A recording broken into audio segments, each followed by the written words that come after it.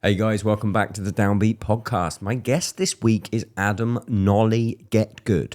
Now, Nolly has many strings to his bow. He is a guitarist, he is a bassist, he is a producer, he owns 2 plugin companies, he does a multitude of things. The reason for this chat is that me and Nolly have a new plugin out. It's called One Kit Wonder, the Downbeat, and it is out now at ggd.co.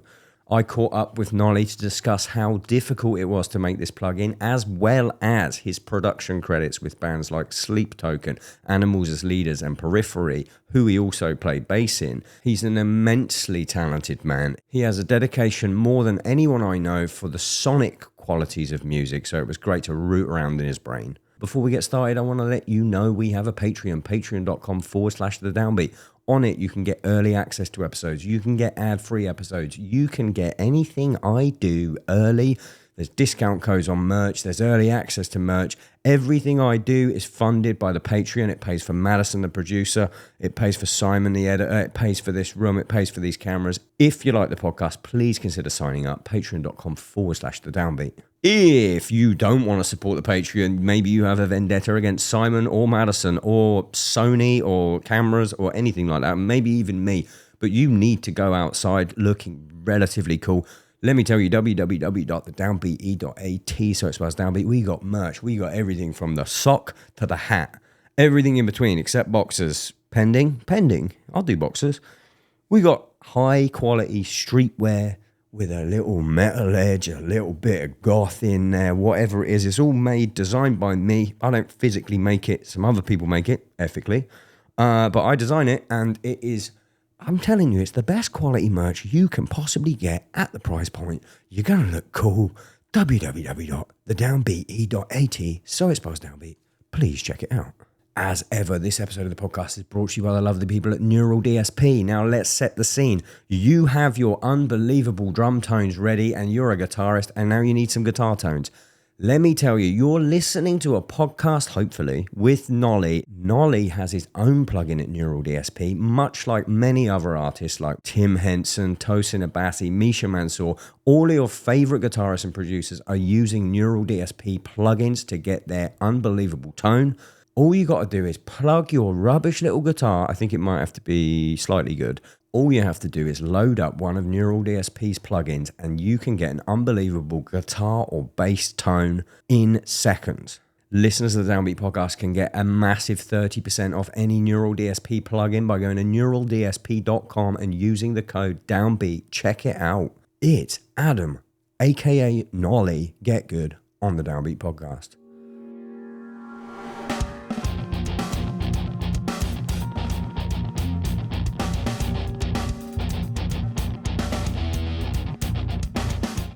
Hi. Are we rolling? I mean, we are, but I don't know when it's going to start. Yep. Now, Nolly, welcome. Thank you. Welcome to the Downbeat. Here's the thing. We were talking a minute ago. Here's the thing about Nashville that I kind of hate. Everything, barbers, coffee shops, restaurants, a lot of them look the part and then the quality isn't there.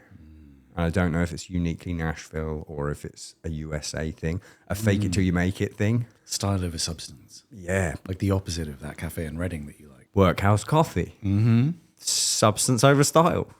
I don't even know if it's still going. I think they closed the location. Oh, dear. I don't know. I'm going to have to boost you up because you're very softly spoken. Well, I could also talk a bit louder. You got that David Gunn voice. David Gunn? Who's that? King 810. Oh, no. You got that. That guy's whispering. Yeah, you were whispering there. Nolly's already had, speaking of coffee, Nolly's already had 1 can of Monster Java Mean Bean. And I never have anything like this. And like you were debating a drinks. second. I was thirsty, man. You're still, it's milk. Are you still debating a second? I'm enjoying this deep well water. It still counts as unleashing the beast. Nolly, what are you doing in Nashville? I'm here to see you, man. He came all the way specifically to see me. Reminds me of those days, heady 12 years ago, where I'd nip down the M4 down to your parents' house. 12 years ago? Probably.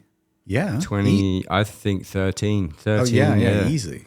Yeah, Now I you'd think come about it, down, you'd have a new piece of drum gear. I would. And you'd just be like, do you want to record it? And I'd be like, yeah, come down. I needed a drummer. and you would share your treats and also your secrets with me. I mean, that was when I was in the laboratory designing, like kind of, just experimenting with drum stuff. And it was fun. I mean, it was fun to come and hang with someone who had the ability to play drums at home, record drums at home. Because you were recording not just yourself, but other stuff. I did like 4 records, I think. Didn't you do drums for a Zerath record? I imagine did, yeah. I engineered the drums for 3. In that, yeah. Do you know the story about that? No. Who's the guy that mixed that? Is it Jacob Hansen? Jacob Hansen, yeah.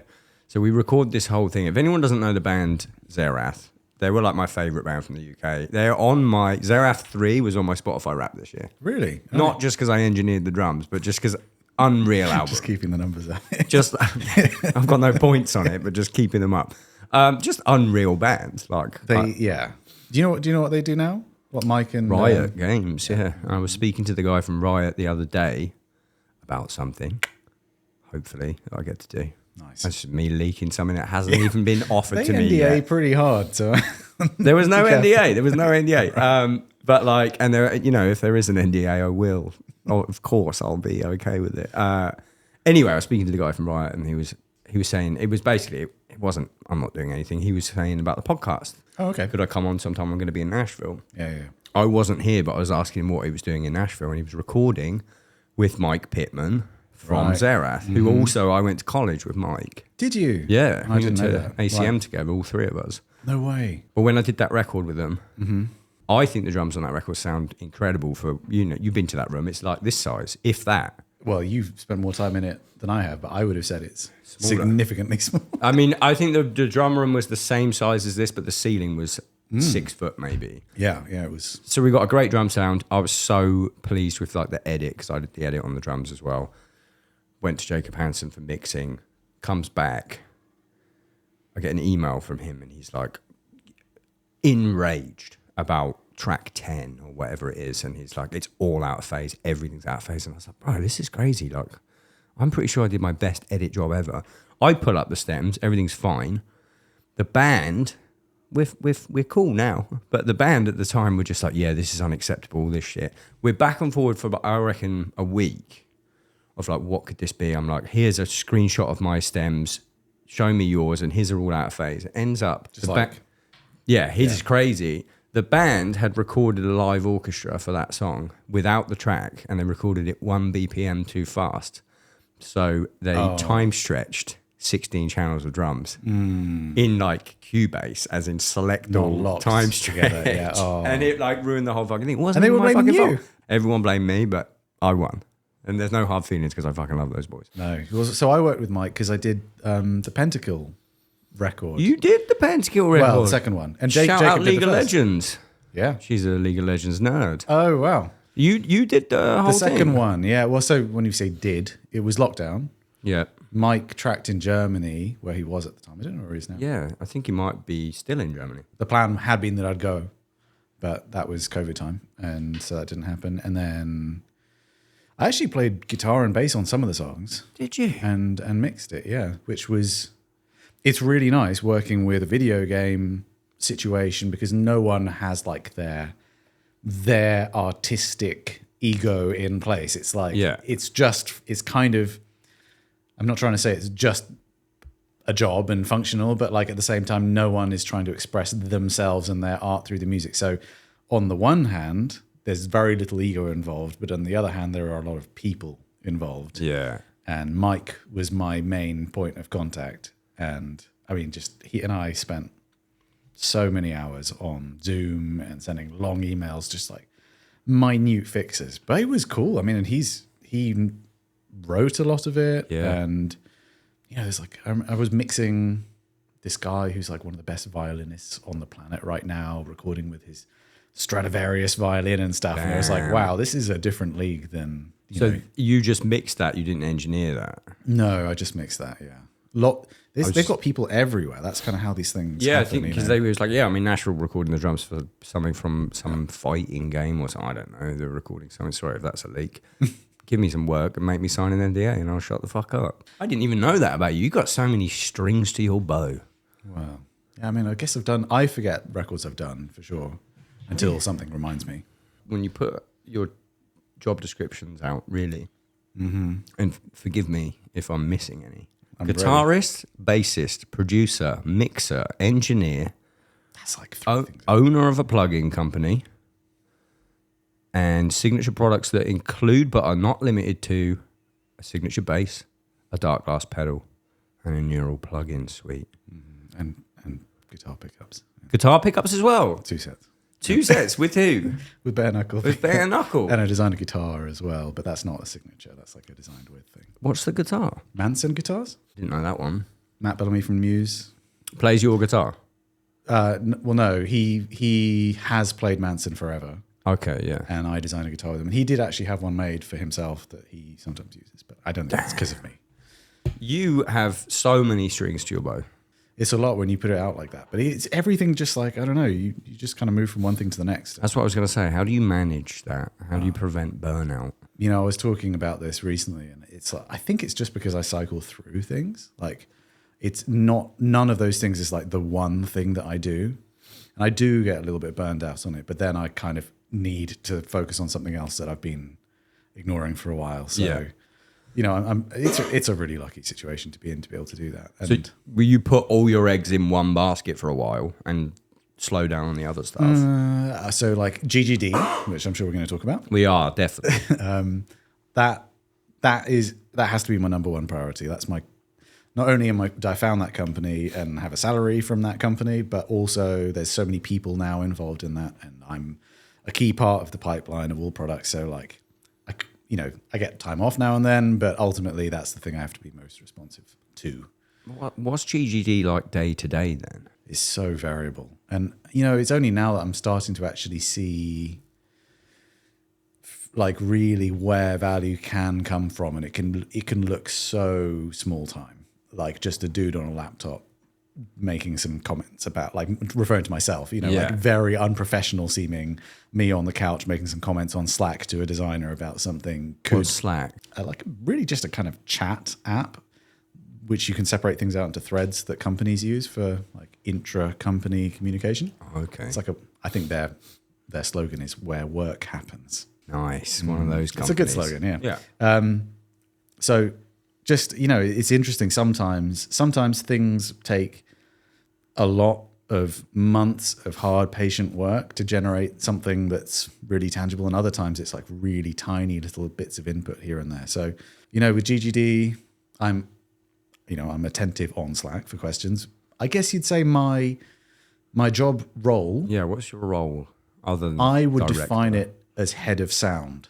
Head of sound. Head of almost sound. sounds as ominous as where work happens. Oh, he's the head of sound. Yeah, I mean, I guess what I'm trying to say is like anything to do with the sound of the product. Yeah, that's like ultimately my responsibility. But you're quite hands-on with it because we just recorded a plugin. We did. And you were there. I stayed at your house and we did the whole thing. Yeah. You would think you would delegate that, being the owner. But I wouldn't want to. You know what I mean? Like the whole thing's built off really in the first instance, Matt Halpin and I going into a studio and trying our hand at recording drums. And like the thing which I bring to the company is that hands-on, like physically turning the tuning keys. The Nolly tone. It's the Nolly tone. It's the Nolly tone. Of course it is. The Nolly tone. Sure. I mean, I guess it's just me being there making decisions and reacting to sounds in real time. And like, we have done some things which have been recorded by other people. Sometimes I've been there, and in a couple of instances in lockdown I wasn't. So it's not that it could never happen. But did they come out worse, in your opinion? No. Don't tell me the product. Just I mean, no. So I would say those products also were not things that were entirely in my wheelhouse. So it's not like a point of comparison exactly. It's not. Would like you consider yourself the drum guy in GGD? Yeah, I guess because so. you do make Smash and Grab. Mm-hmm. There's another plugin. There's a few plugins. Yeah, we do some cab things. We've got a bass plugin. I sampled bass, which really sucked. Took a very long time to do. Sample bass as if it's like a drum plugin, as in every single note. Yeah, pretty much. Yeah. Damn. I mean, but at least you don't have to be silent when you do it. You do have to be still. Yeah. But it's DI'd, so I'd just be like watching pick or something. Just pick. Just the whole fret. The whole what do they call that? Scale? the whole chromatic scale. The whole thing? Yeah, I mean, so I think, to be honest, I did make some concessions where it's like the string just doesn't sound good. Like the thickest one played right at the top. So you'd play it on. So I think it kind of was like, as the strings got thicker, I wouldn't sample quite as many notes. Oh yeah, I forget how a guitar works. Some of the notes are the same. They are, yeah. I don't know anything about guitars. Before we get into our delightful plug-in, give me a little background on GGD. Yeah. Because you did the podcast before. It was audio only. I can't really remember when it was. I feel like it was a long time ago. It's got to be 4 years ago or something. Fucking more than that. If it was audio only, I think maybe it was... Madison, can you pull up, please, Adam Nolly Getgood, the Downbeat? Do you think it was 2020 then? Maybe. I feel like it might have been pandemic. Maybe even pre-pandemic. Really? Were you in Glasgow pre-pandemic? No. You were definitely up in Scotland. Was I? Yeah. Okay. Maybe it's 2021. Maybe you're exactly right. March 2021. Happy birthday to me. The Pisces episode. Okay, so 4 years. I mean, yeah. But it's been a while. A lot of people don't listen to the audio ones. Although I was doing the top 10 countdown the other day. I believe on audio, you're, if not in the top 10, you're like just slightly out of it. Nice. Which, number 12. Not bad. I mean, considering Kubla Khan, Spirit Box, Knock Loose, Bring Me the Horizon, Knock Loose again, Architects, Kubla Khan again, Architects, Slipknot, Under Oath, Architects again, Knock Loose again, Spirit Box again, Nolly. So I'm not a band. You're so not I guess a band. I'm You're the number one of the not bands. You're a number one, just a guy episode of the, and it wasn't just even on some video. guy. Yeah, It wasn't even, you are more than just some guy. When did GGD start, and how did it you start? Started like 10 years ago, which 10 I can't years believe. ago. I can't believe that, because that, when I think about it, that means that like people that are in their late teens, early 20s now maybe using our products, like we would have just been part of the furniture of like production maybe when we got into them. And that just, if I think about the companies that I think that way about, you know, Which are? well, I mean, I'd say something like, I'm not comparing the size of the company because they're a lot bigger, but companies like Two Track or like, you know, Stephen Slate. And Yeah, stuff when like we that. were coming up, it was pretty much those two. Yeah. If you wanted drum sounds. Exactly, yeah. So it's kind of weird that, I guess it's probably similar to you when you think about, you know, if I think about like Periphery or any bands that you've been in too, just like how long it's been around and how much of a younger person's life I was that thinking makes this the up, other you know? day, actually, yeah. Because we just split up and it's been 10 years, and it's like some people who are 21, their entire adult listening life we've been a part of. Yeah. It's weird, isn't it? Getting old. I kind of like it. Me too. In ways, like I feel a weird sense of respect from younger people, not in like some old man yells at cloud, you should respect me way, whereas people are like more, I really appreciate what you've done and what you've been doing, and I'm like, I'm just kind of doing it. And then when I think about it, it's like, no, I've been doing it for your entire life pretty much. So Yeah.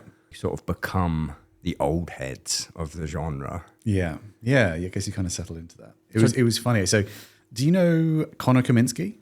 He's a really talented guitarist. You might have seen him on Instagram. I think, does he do GGD playthroughs? Yeah, he's done. Yeah. So he wrote something with me. Yes. For Loved it. I think I followed him after that. Okay. The Gasket song, yeah. Sick. Well, he's awesome. He's kind of become a friend. He came and hung out with his fiance, I think.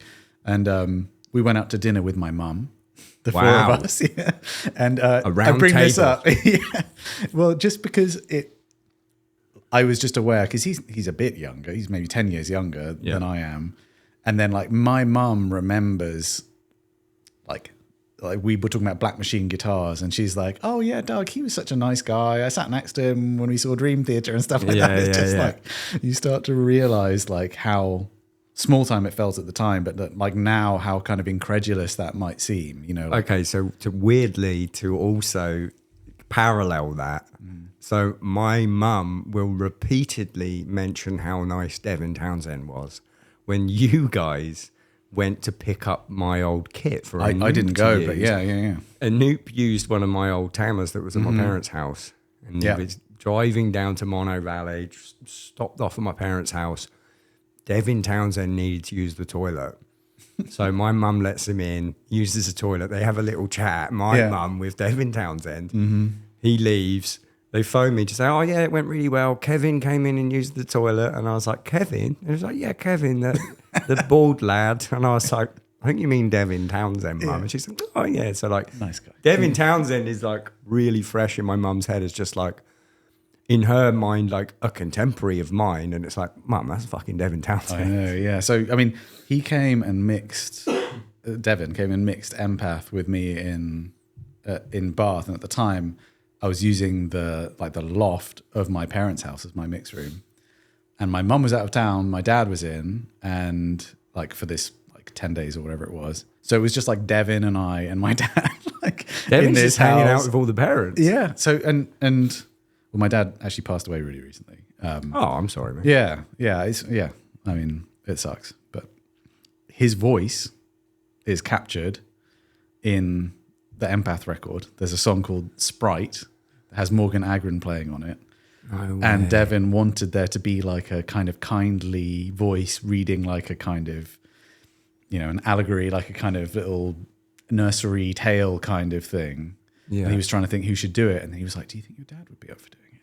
Because we were like having these kind of nice conversations around. So somewhere I have a photo of like the two of them, like, because Devin just kind of, I don't think he'd planned what the words were going to be, but once my dad said yes, he kind of like just scribbled some stuff down and like, somewhere there's the picture of the two of them, like dad in front of a microphone, Devin showing him the words. And yeah, if you listen to the song Sprite off Empath, that's my dad. Yeah, it's very, especially now, it's so lovely to have his voice recorded like in super high quality and stuff. Was he aware of the gravity of like the record he was on? I don't know. I think so. It's a big record. It is a big record, yeah. Do you reckon you can find me that photo? Would you be okay with the photo being on the podcast? Maybe, yeah. I mean, it's a rubbish photo. If I remember, I don't have one of my mum and Devin, so I can't do that. But I feel I'll try and find it. Yeah, we're so far away from your question, but you know what I love is with GGD, with all of these things. I love how small time it feels when you're actually doing the thing. Yeah, I don't know. There's something that I just find so nice about like it's just some guys hanging around doing something. And in many ways, I guess with what I do, I don't like take the temperature of the popularity of stuff in the same way that you do if you're doing a tour and in front of a couple of thousand people or whatever. It's just me doing my life, doing the thing you want to be doing because it needs to exist for you to have it. And it feels really small time. Like I'm just in the spare room at my house and my daughter and wife are in the house and going downstairs and making a coffee and then coming back up and mixing something, and then it's like kind of big. It's so big. Yeah. Have you got any any idea on like how many records have used GGD drums? Oh, I don't know. I keep finding out it's being used on stuff, and like I found out recently a lot of metalcore albums these days are just programmed drums. Like 50%. Yeah, a huge amount are. But no one really leaks what they're using, which is annoying. Can you hear it when you hear a record? Can you be like, that's my plugin? Cymbals usually give it away. Because a lot of the time in these productions you're talking about, they just want like a good sounding cymbal set. Yeah. And then they might blend in other samples. But there are certain sounds, like the original Modern and Massive pack. Yeah. That was kind of like our breakthrough. That was 10 years ago. Well, that was 8 years. So we started with the Matt Halpin signature library. Okay, yeah. Because you asked me how the whole thing started, and I told you about my dad meeting Devin. It's fine. There's a podcast. This is what we do. This is what we do. Yeah. So Matt and I had the opportunity to work with a company. They approached us asking if we wanted to do a sample library, and then the process of negotiating, not even like hard negotiating, just communicating was taking ages. And then it got to a point where the finances just didn't seem like they were going to work out. Maybe because Matt and I were going to 50-50 it as well. It was like, well, this doesn't seem like a massive payday. Should we just try and do it ourselves? Were they essentially, they were going to get you to do the work and they were going to provide the software? Yeah, it was an established drum company, like company that's still around. And it seemed like a good opportunity. But yeah, as we got into it, and it seemed like it was going to take ages to come out, which now I really understand being on the side. These things do take ages to put together. We recorded this a year ago. Yeah, and that's relatively quick, yeah. What was it, August? No, it was, maybe it was August, I can find this out. But you know what I was thinking was funny the other day? I was thinking, when I did that, was like, maybe to the day or like a couple of weeks after, I was like, I might move to America. And I remember I was talking to you in the car. Like, and I was just like, yeah, I might move to America. Oh, man, I remember that so clearly. And I remember feeling like, from what you were telling me, circumstances were kind of, you were like the cork in a bottle about to be popped out. You were just like so ready. I'm going to blow your fucking mind and my own, considering I moved to America with a visa, with freighting all my gear. I remember it seemed very, very short. On the 26th of November, I did that. Yeah. 13th of October. Yeah. Okay. That's what I mean. The champagne bottle was just ready to go. On the 13th of October, I was like, I might move to America. Yeah. And whatever that is, 34 days later, I did it. I am mentally unwell. But was that because you had, I'm not trying to diminish it, but was it because touring was basically forcing you? That was like the time you could do it. Otherwise, it was going to be way later kind of thing. Didn't you move and then go straight on the I went road? straight on the Downbeat tour. My gear got freighted on the 26th. Which did awesomely, didn't it? Yeah. Because we were talking about that and you were like, I guess I'm just going to talk. Yeah, it was kind of weird. And it went great. But in retrospect, talking about burnout, I went from a full year of touring straight into that plug-in with you, straight to a podcast tour, and then moved, and then straight back on tour with Stray. So I was so burnt out. And do you remember when we did the samples that you were really unwell? I do. You had like an infection, like a throat infection or something. And then weirdly enough today, my throat is scratching. I'm like, maybe I'm just allergic to Nolly. Yeah, the thought of me. Maybe I'm just allergic to Nolly. I was so sick, and it was so really funny. Bad, I was remembering when we were doing the sampling, just thinking, oh my God, I'm going to cough. I'm going to cough during like a cymbal swell. Anyway, that was rough. We need to finish answering my question before we go. Oh, okay. we don't have to. No, we'll do it. So you do the plug-in. You do the first one. Well, so, I mean, we decided to just give it a go. Yep. And we checked in to a studio in Baltimore that had been recommended. We'd never been there before. And that Baltimore's where Matt lives. Yep. So that kind of made sense. The Wire, Silence of the Lambs, Matt Halpern. The trilogy. That's it. And we'd like sampled shells just, for fun when doing a record, but we'd never done like a full sample set of cymbals. Yeah. So we didn't really know what we were doing, but we sampled for like 3 or 4 days or something and captured loads of stuff that I think a lot of we used, like weird tinkles on the cymbals and swells and stuff. And then we had it compiled into a contact library via Des. You know Des, don't you? I mean, you know Des through GGD, but you knew Des from before, right? I know Des from playing with the Safety Fire. Of course, right. I know. Atrophy.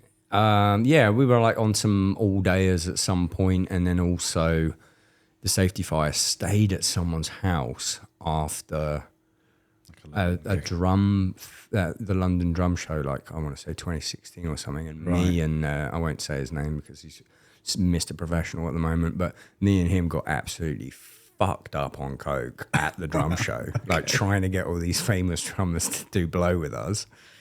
Quite a lot of them did. And then we like ended up staying at this house and the Safety Fire were there. I think that's the first time I ever met Des. Oh, okay. Right. So Des old me. Des has managed to make himself entirely invisible to the public. Yeah. Nobody knows, but he is kind of like, so Matt and I had this idea.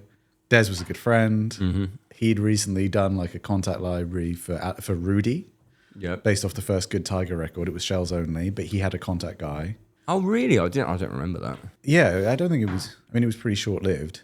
And he was like, well, I can put you in contact. And basically, he just immediately became part of like, it wasn't really a company yet, but it was like, well, the three of us seem to have like a good matching skill set.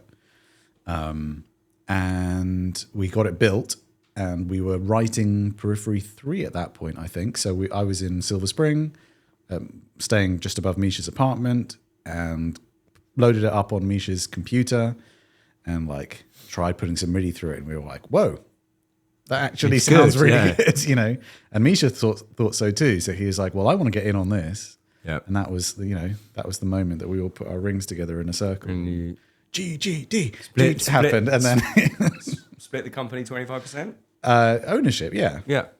So good for you.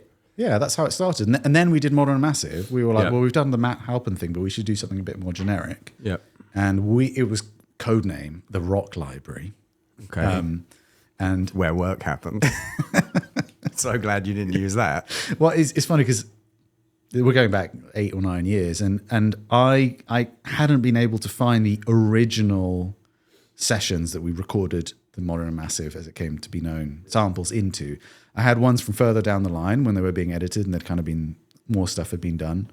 And then I found like a really old hard drive that made a horrible noise when I plugged it into one of those, you know, and it died pretty quickly, but not before I managed to like salvage a few things off it, including the Rock Library, as I saw. And I was like, oh, it was called the Rock Library. I completely forgot. Yeah.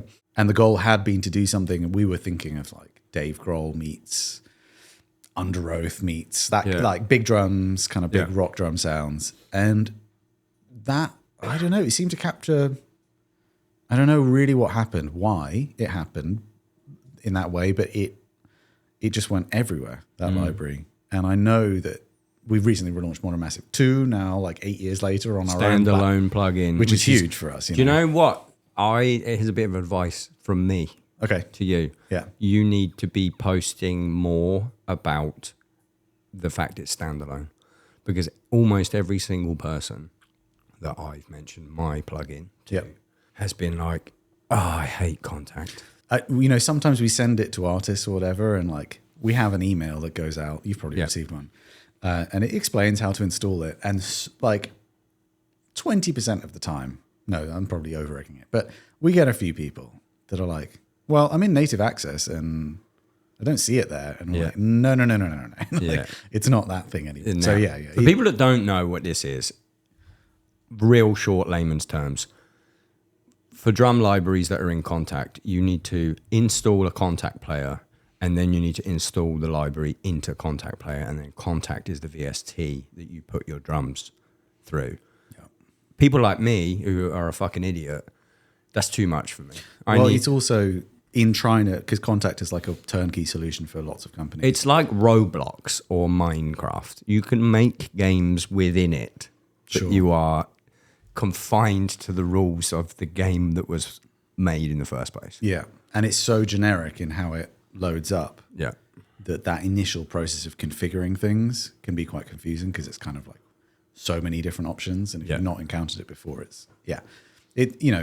it's also a brilliant way to get into the business of selling any kind of virtual instruments. You know, GGD wouldn't exist without it, but it certainly was something that we wanted to create our own kind of custom program. And doing that for a drum sampler, you can do it fairly cheap and quick and not very in-depth and not very beautiful.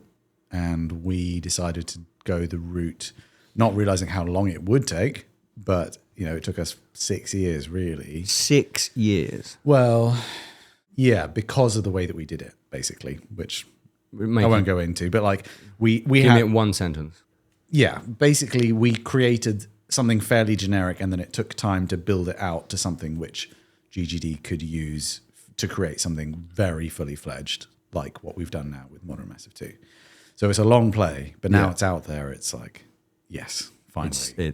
Is it much easier to create content for that platform that you've made? It's our own thing. It's like, you know, it's our own factory. Like everything's set up exactly how we want it. I wanted to ask you. Oh my God, it's podcast time. I know. It's a 2 week. It's amazing. I wanted to ask you what you felt like the process was like, without necessarily going into like all the boring detail of exactly how we did it. Was it more in depth than you thought? Was it more I'll tell boring? you this. Yeah, tell me. It has felt like the most amount of work I've done on anything. Whoa. Excluding learning the last Stray record. Okay. As we spoke about in the car earlier, I have a track record with old records where I'd write the song, I'd kind of learn the drums, I'd go to the studio, I haven't really learned them properly, and it takes me too long in the studio. The last Stray album, I learned it note for note. I would say that's the most amount of work I've ever done in music was for that Stray record, other than like practicing, like professional, something that's going to come out. Mm-hmm. Number 2 is this plugin. Okay. And it wasn't specifically... It's not preparation. No. It was... I wasn't prepared for how hard it would be to hit all the velocities. Because we do it We do it very thorough. Yeah. And if anyone's got this far and they don't know what the fuck we're talking about, which Madison might not know what we're fucking talking about. We're talking about, basically, in layman's terms, we have created with GGD, One Kit Wonder the Downbeat, a way that you can install me into your computer and you hear me playing my drums with my sticks and my arms and my grooves if you want them. Yeah. Or you can be puppet master. Or you can be the puppet master, but the sound is me. Mm.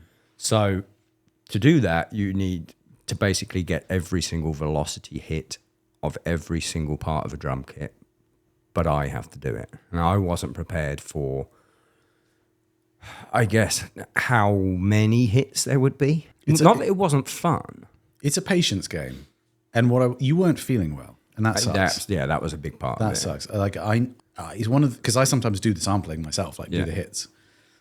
If I'm in a clear headspace and there's nothing stressful going on around me in my life, I love it. It's almost blissful. Meditative. It's literally like what Buddhists do, like listening to the bell. Like, you just like sit and hit something. Listen to the resonance. Just listening to it, and you just sit still and contemplate it and then do it again. It can be amazing. But man, if you're like in a rush or something annoying's going on and you need your phone's going off, or every fucking 2 seconds, then it can be a torture. But that wasn't the bit that felt like true. I mean, at the time, it did feel like true work. I think it took us, what did we do, 3 days? I think it was 5. Fuck, 5 days, right? Okay, so 5 days. At the amazing Real World Studios, Peter Gabriel. That was on a bucket list for me to record in, and I guess I kind of recorded in there. I mean, I did. Yeah, you did. You played some beats, not for everything. You had a little jam. That's the other thing. The thing that felt like the real work was the 300 grooves. Right. Yeah, which is something I didn't have any look at. That was all on your end. Yeah. I didn't even know that I thought that was going to be a separate pack and I was going to have time to do it.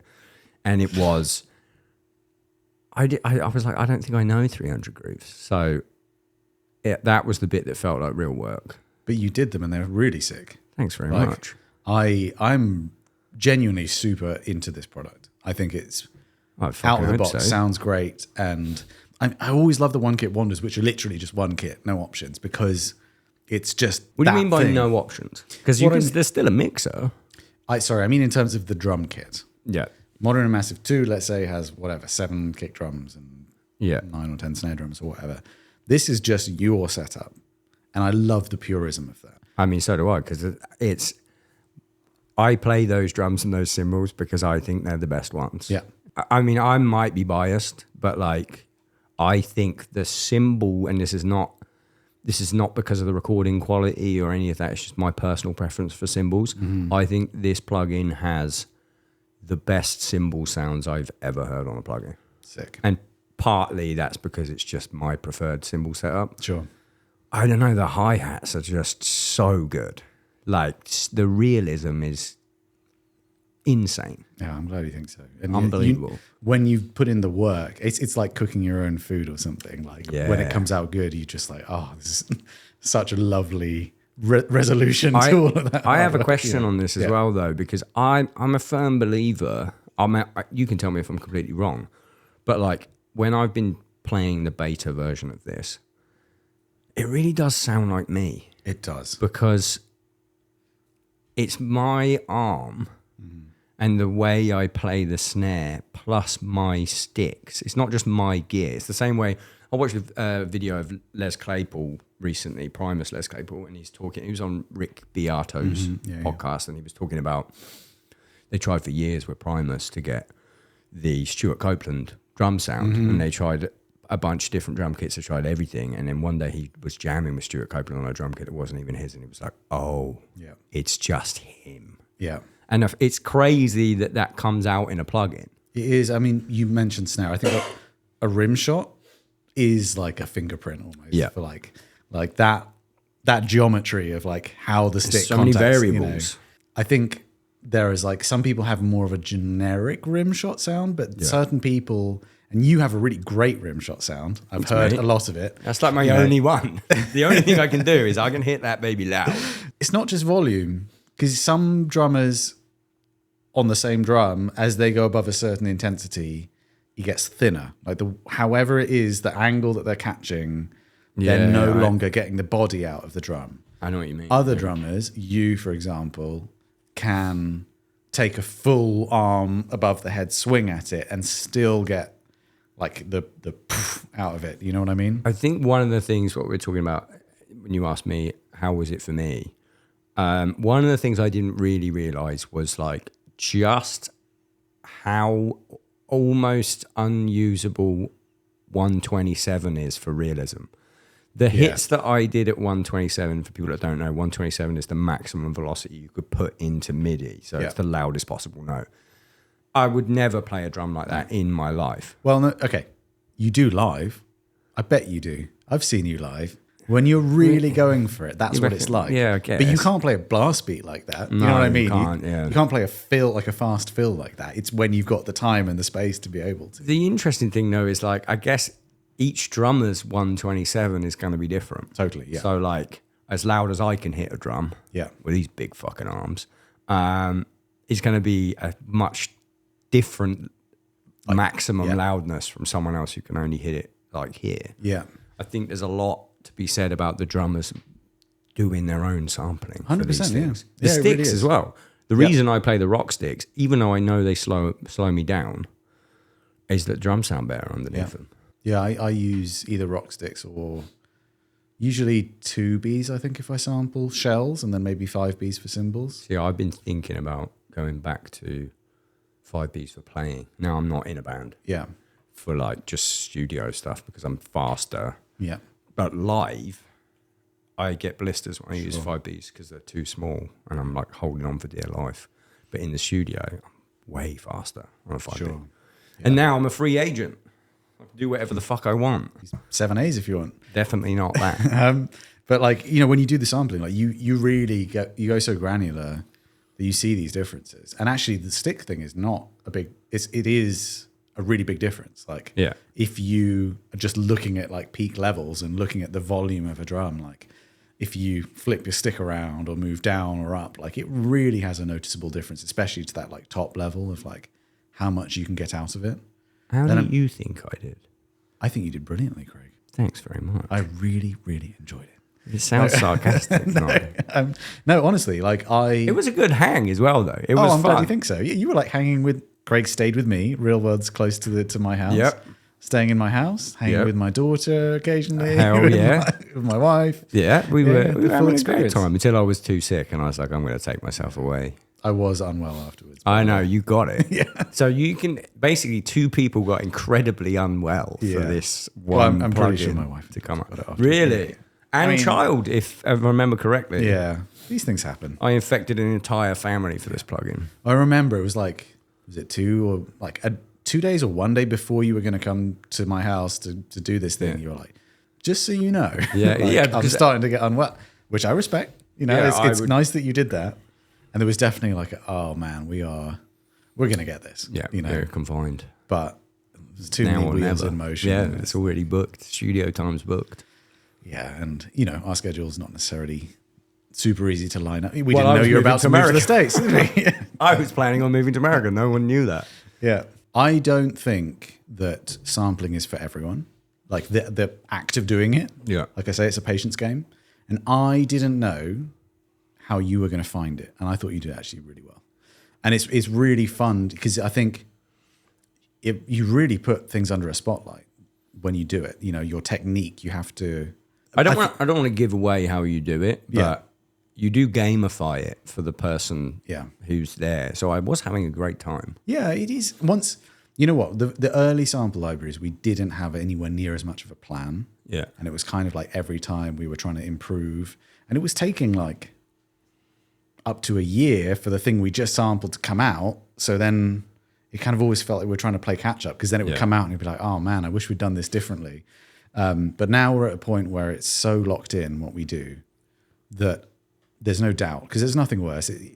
You know, if you're doing a really laborious, like boring process and you don't know if it's going to work, that is morale crushing. Yeah. But were you previously, sorry to cut, were you previously just going, okay, hit it really loud. Okay, hit it really loud. Okay, hit it really loud. Okay, hit it slightly less loud. Was it like that? A little bit.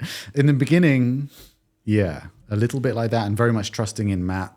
Matt always did the sampling at the start, like trusting in his drummer sense of like getting the velocity. But there's this interesting thing, which is like, I guess it's like for like a tennis player trying to do something like a swing from nothing is kind of different than doing it in context. And it becomes like, okay, maybe those are Matt's like comfortable hits from nothing, but maybe when he's doing like a little ramp up in volume, or he's doing a specific beat, maybe he's hitting at a certain volume that just doesn't feel right to do from nothing. Yeah. So we needed to figure out like a way of making sure that the whole range was captured, and then sound organic when it gets played. Exactly, and a way of communicating that wasn't verbal.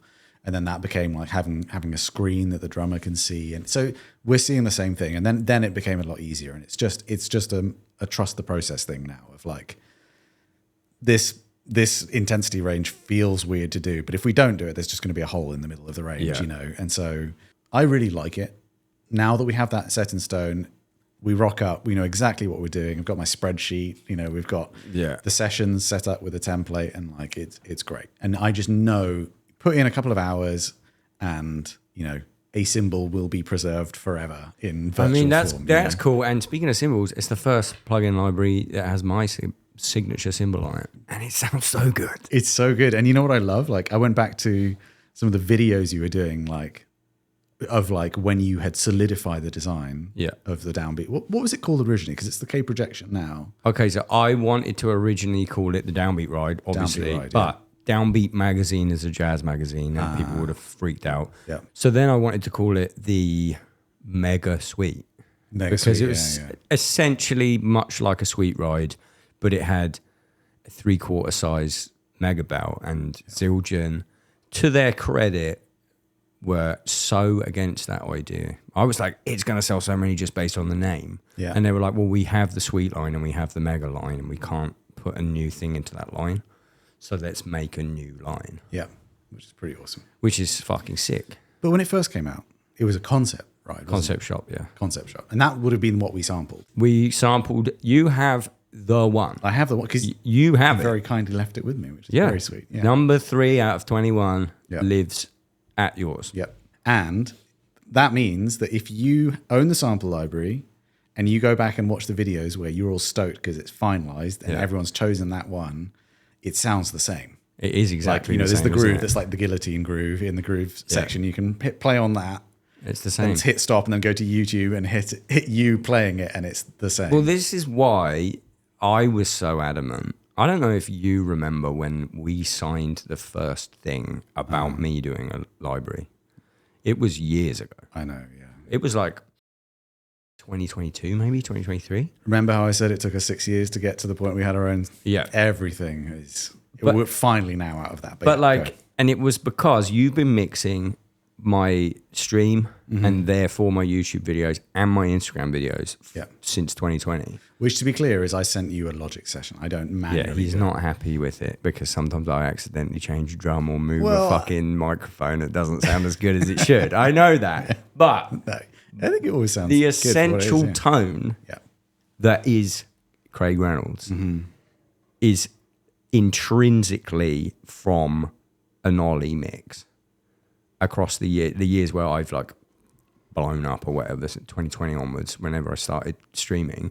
So like I got offers from other drum companies to plugin companies to do a plugin library, and I was just, every single one I was like, it's just not right, because that's not my sound. It's not going to be my sound. And then I spoke to you about it, and we'd already talked about it a bit, and you were like, yeah, we can do it, but it's going to be in like 4 years. I was like, I don't care, just sign me out. So I appreciate the loyalty and the patience, and I hope it's paid off. It absolutely has, because now you load that up and it's like, it could be one of my drum videos. And we should mention too, we had your kit driven down. The Star Maple, green, custom green, 24. When you sent me the first drum rolls, because you had me do like I said I wanted to do like a new Logic mix for you when you got that kit. I was like, that is probably the best sounding kick drum I've ever heard. Nolly said that's the best sound, and I've had other people. Ronnie, our sound guy, is like, that's just the best kick I've ever heard in my life. It's so good. And the comments from the people that have tried the plugin have always been like, really, that kick. Do you know what I noticed about it? So it's the low end on it if you like boost the low end, it's crazy, like an 808. Like you can get an 808 out of it if you just put like a little EQ curve on it. You really get like the resonance, which is crazy for a 14. Do you remember how many mics we had on it? I can't remember how many mics. I think it was 5. 5 mics on a kick. I think, was it 5 or 4? There was definitely 2 in.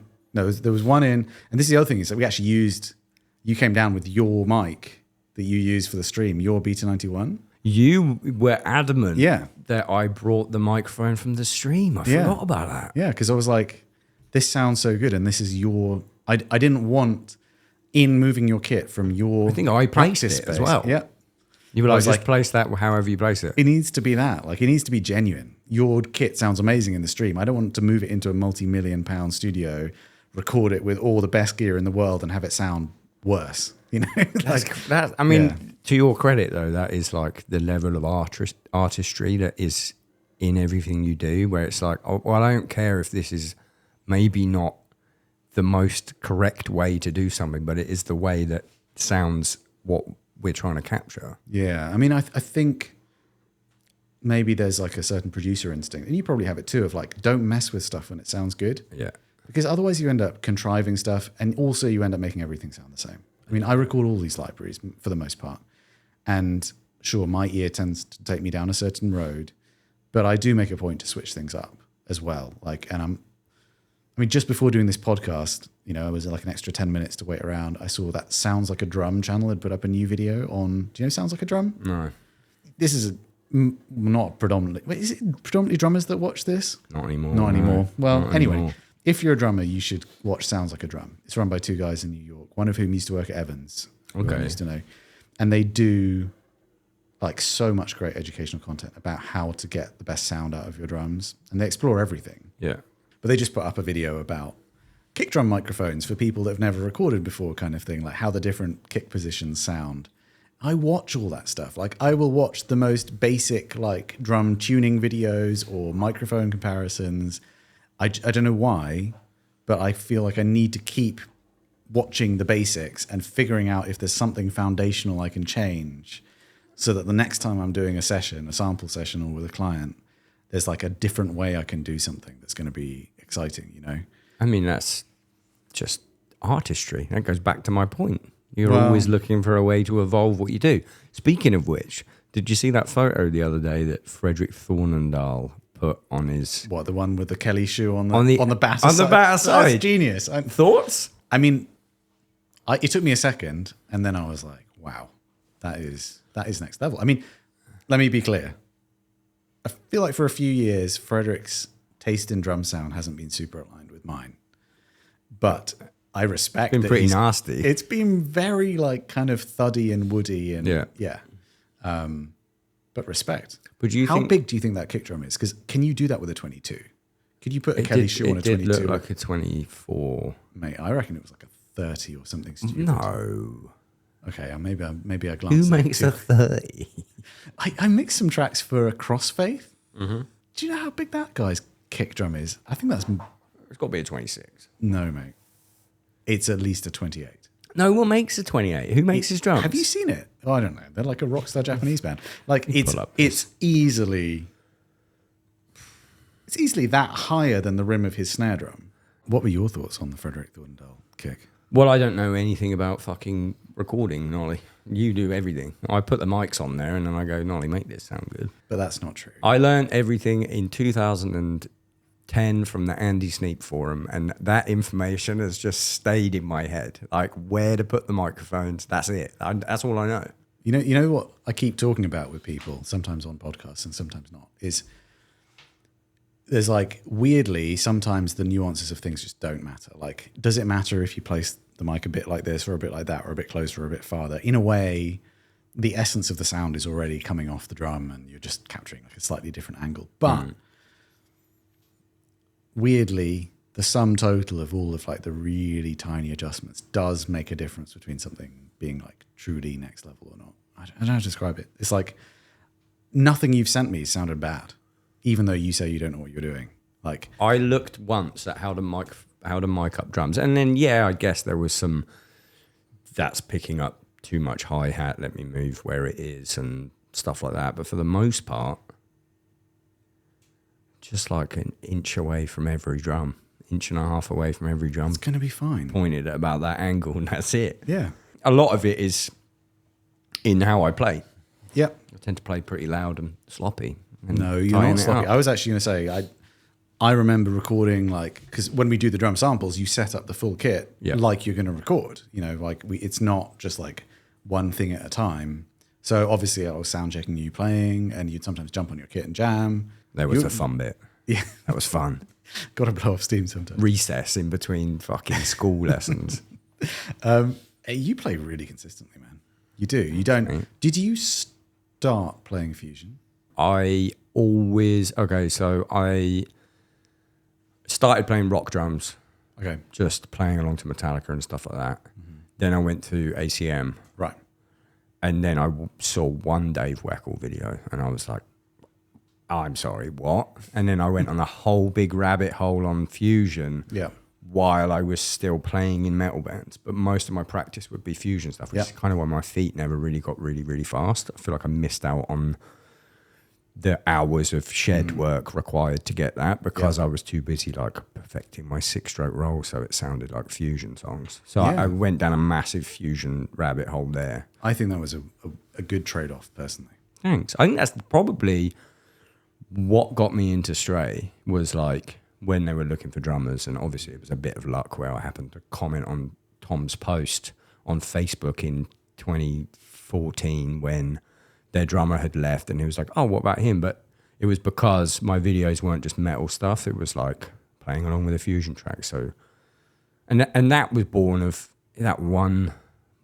I think I saw the Morgan Agron, Frederick Thorndale video before I knew about fusion music. So it was like, I saw that and I was like, oh my God, I didn't know you're allowed to play like that with metal. And then when I saw fusion after that, I was like, oh, that's really cool. And then I just tried to bring that into my playing, more of the like wacky fusion stuff. But it's cool because there's like a control to your playing. Like, obviously Weckl is not just technically and like, you know, intellectually incredible, but very controlled. Like, you know, comes from the era of recording to tape and just being a drum machine. So Dynamic master. Right. Like you have really good dynamics. I think, thank you. I think the other thing with that came from almost circling back to when it was like I recorded about 4 bands when I was doing engineering, and I realized the thing I didn't like doing was editing drums. Sure. And no one ever came prepared enough for me not to edit drums.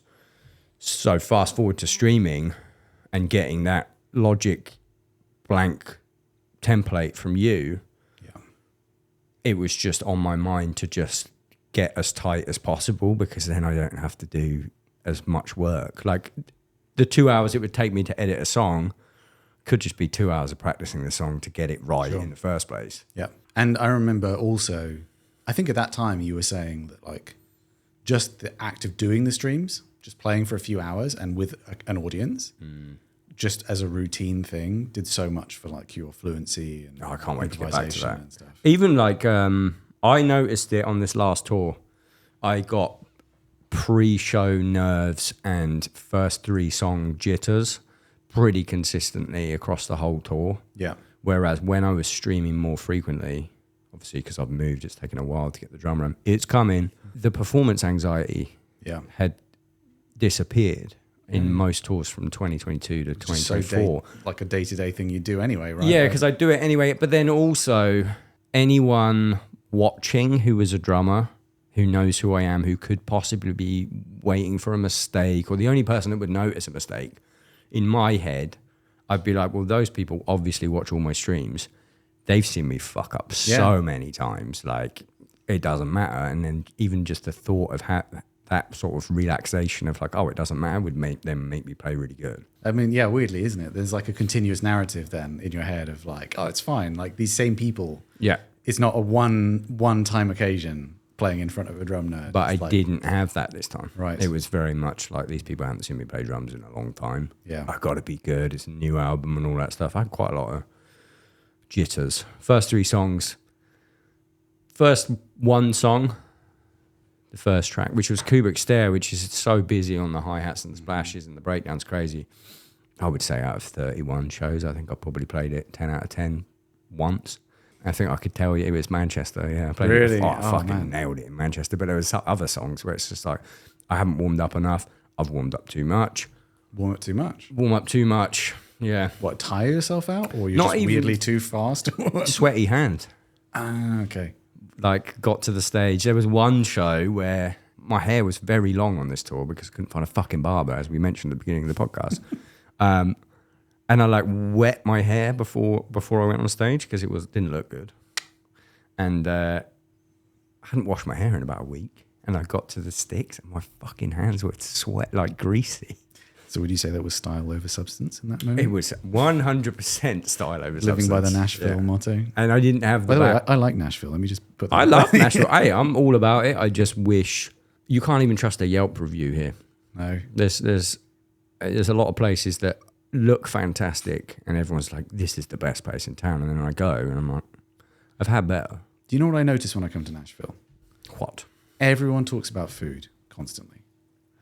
You meet people and all the Nashville people just talk about the restaurants they've been to. Have you been to this place? Oh, this place. Like, in I've general, I noticed think that. it's more of a thing in the States, but in Nashville particularly, it's like all people do is go out. I feel like every time me and Madison bump into someone, Yeah. they're like, have you guys done this? Have you guys? And we're like, no, because we like tried a few of those and they weren't great. Yeah. And then we found our like 5 that we love. So we do need to try other places, but when you find, I feel like the quality in general in America, maybe it's just in Nashville, the quality hasn't been there, particularly sushi. Because Tom Stray has lived here for almost 10 years now. He was constantly like, I can't get good sushi in Nashville. And then now you can. Sure. You can get medium good sushi, which the Nashville natives think is the most unbelievable thing on earth. And then there's maybe 2 or 3 spots that are like, okay, this is actually world-class sushi.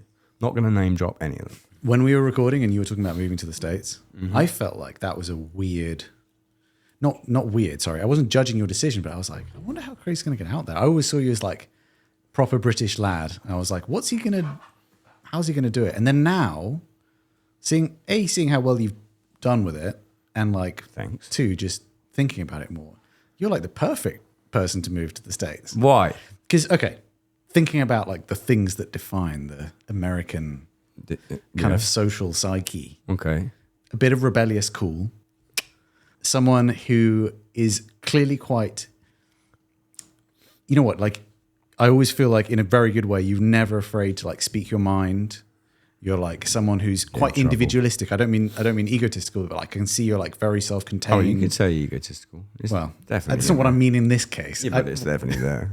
You know, but like you're a self-contained guy, you know, and American dream, like you're a grifter, not grifter, grafter is what I'm trying to say, not grifter. Someone who works hard, comes up with concepts. You're kind of entrepreneurial, and you turn things into success. It's like, man, you are Thanks, bro. perfect American dream Why I'm fucking candidate. here. Wish I could get a good fucking barber.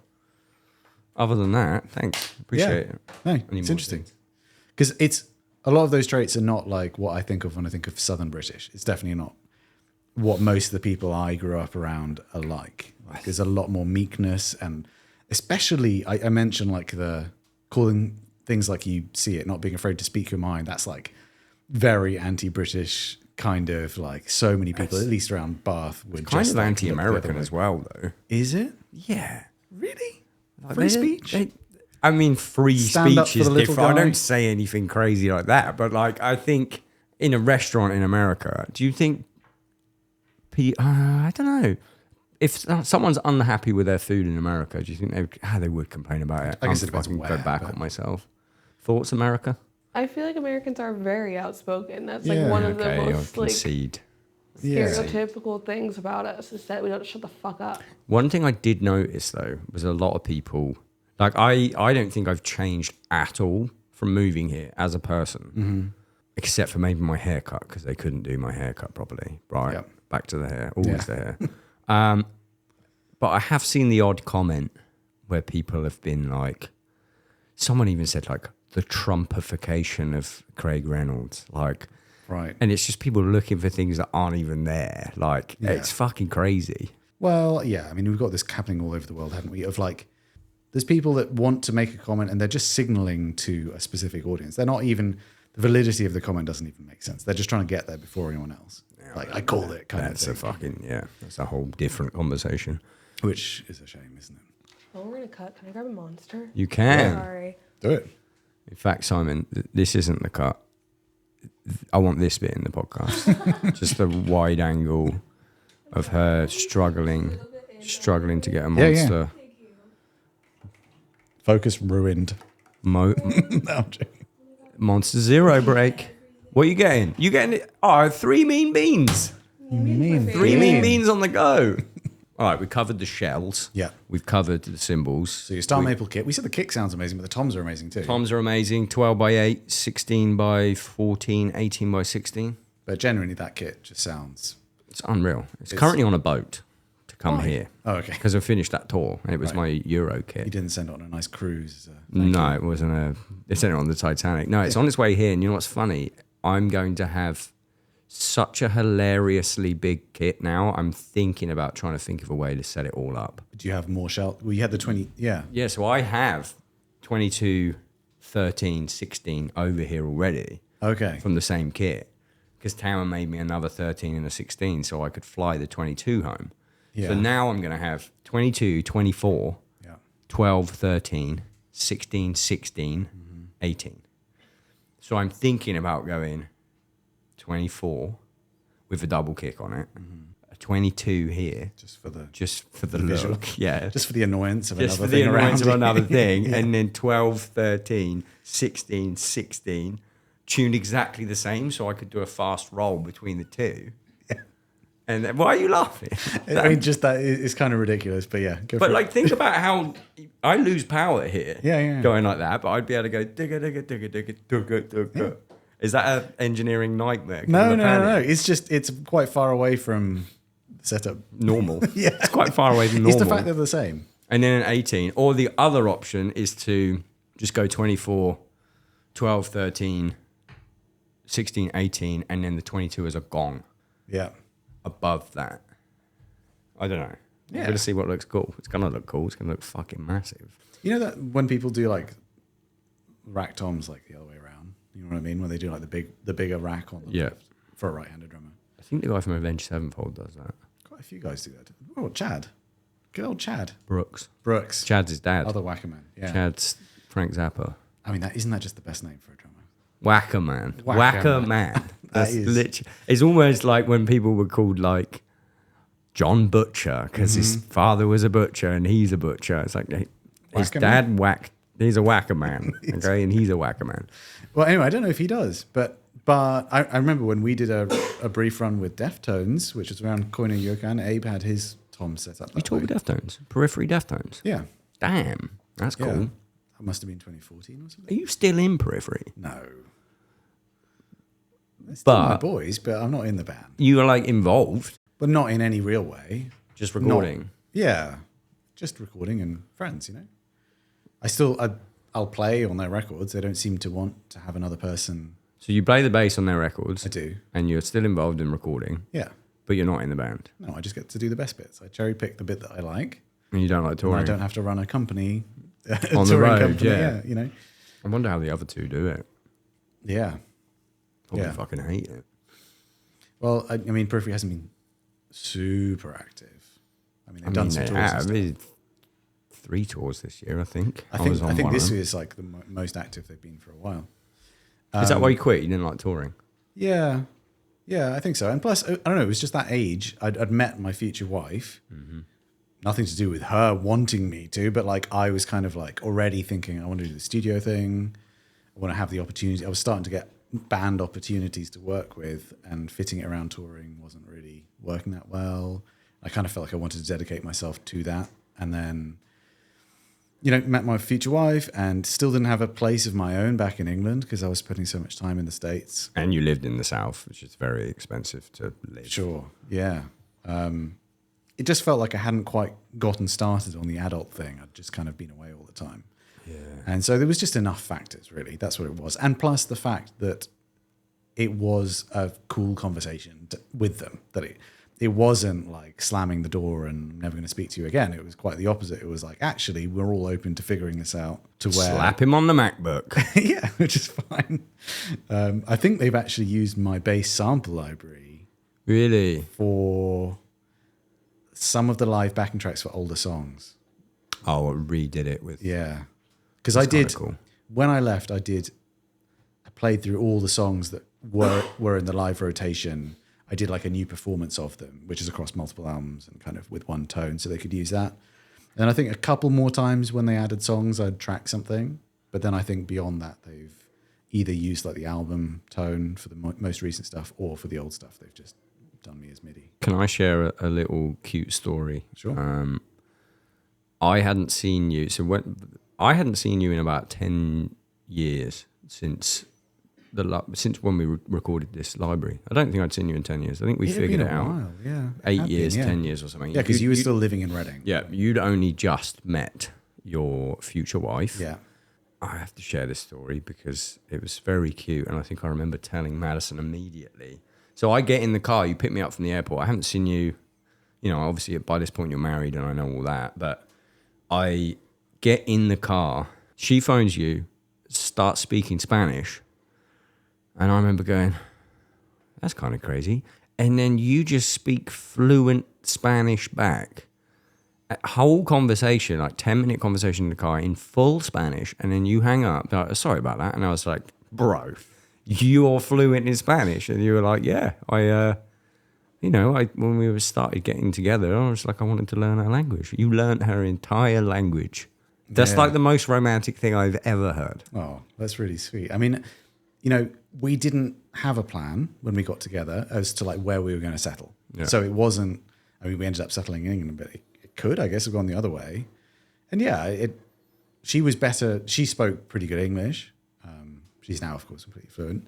My Spanish was, AS level, passable, and hadn't been used for a long time. Still pretty high, though. But yeah, like when we started. But then Duolingo was pretty recently a thing, and I was on tour, and there wasn't much to do, and then I'd be like trying it out, and I don't know. It's something I'm proud of for sure. Like learning fluently. It's a dialect of Spanish as well because she's Chilean, and Chilean Spanish is like the Scottish of English. Really? It's a very thick accent, a whole different vernacular of slang. So your particular Spanish speaking is Chilean? Is Chilean, yeah. And it's quite slurred as well. Like some accents are very well pronounced. Much like the Scottish. Yeah. So literally, like, I think it's a place that people go that are considered advanced speakers that want to really test themselves. Yeah. Because it's like you have the least auditory information to work on. So I'm proud of that. I mean, I speak with that dialect because that's what I've learned, but you'd appreciate it's a bit like, like you're meeting a partner of one of your friends and they just sound fully Scottish and they use all the slang and crazy. And then you're like, oh, cool. They're Scottish. And then they're like, no, I'm German or something. Yeah. I often think I can pick out, I'm pretty good at picking out people's English accents. So if someone is speaking in English, but they're from, say, Germany, I can pretty quickly pick up, like, did you learn English in Birmingham? And then they'll go, I lived in Birmingham. And I was like, yeah, I can hear it. Like, it's funny. That happened to me the other day. My personal best ever was someone speaking, it was in Holland. And they were speaking Dutch, and then they were speaking English. And I was like, are you Dutch or are you from New Zealand? And they were like, oh my God, no, I'm Dutch. But I moved to New Zealand for 3 years and that's where I learned English. And I was like, yeah, fucking get it. Completely useless talent. Well, other than just like kicking up a good conversation with someone. Well, they do say that like being able to pick up, like linguistics are pretty related in a way to musicality as well. Like really? Ability to, if you think about it, it is the brain interpreting sound in a way. And true. The kind of mimicry that we do with our instruments, like hearing something and being able to replicate it is obviously, talking about using your voice in that case, but there's a listening skill there that is related. That's so interesting. Yeah. Because I can do it when we're watching a show. Yeah. Like, another personal best. Madison will remember this. What were we watching? I'm just flexing my absolutely useless talent here. We were watching. Pretty often we'll be watching something and someone's got an American accent, and then I'll go, sounds like that person is actually from Bristol, but they're doing an American accent. And then Madison will Google it, and she'll be like, to quote Nolly's hometown, she'll be like, where's Bath? And I'll be like, fucking right next to Bristol, and I fucking nail it every time. The accents are very different. Don't let me take away from you. It's a southwestern accent. Yeah. Man, the UK is crazy, isn't it? Like you can drive from like 2 hours Bristol to Bath, which is 20 minutes. Yep. 20 minutes. Yeah. Different accent. Yeah, it's so different. I mean, I don't think I could pick those two apart. I don't think. Yeah, you could. Bristol. Sound like a pirate versus... Pirate? Yes. The pirate accent is the Bristolian accent. Yeah, but you know what's funny? I always think it's really funny is Reading. Reading is literally if a Bristol accent and a London accent had a baby. We have some of the same... All right, guys. Like we have that. We have that. Yeah. But we've all right, mate. Like it's still London in there. I always feel like Reading's less like an accent and more an attitude. Reading fucking sucks, but I love it. It's the same. Madison's from Cleveland and has this like. There's this weird deep pride that you have. You have to have it, right? Especially from Cleveland, though. I've got that about Reading. Yeah, Reading and Cleveland, very similar. I mean, Reading has spawned some really big bands, and I always thought it was like close enough to London, but small enough to have its own scene. Who's big? Well, Silosis is now. Tesseract? No, wait, Tesseract's in Milton Keynes, aren't they? There's some Reading in there. Jay's from Reading. Yeah. That's why, yeah. Just outside. And I mean, there was obviously you guys had Viatra. At a certain point, there was a Reading scene.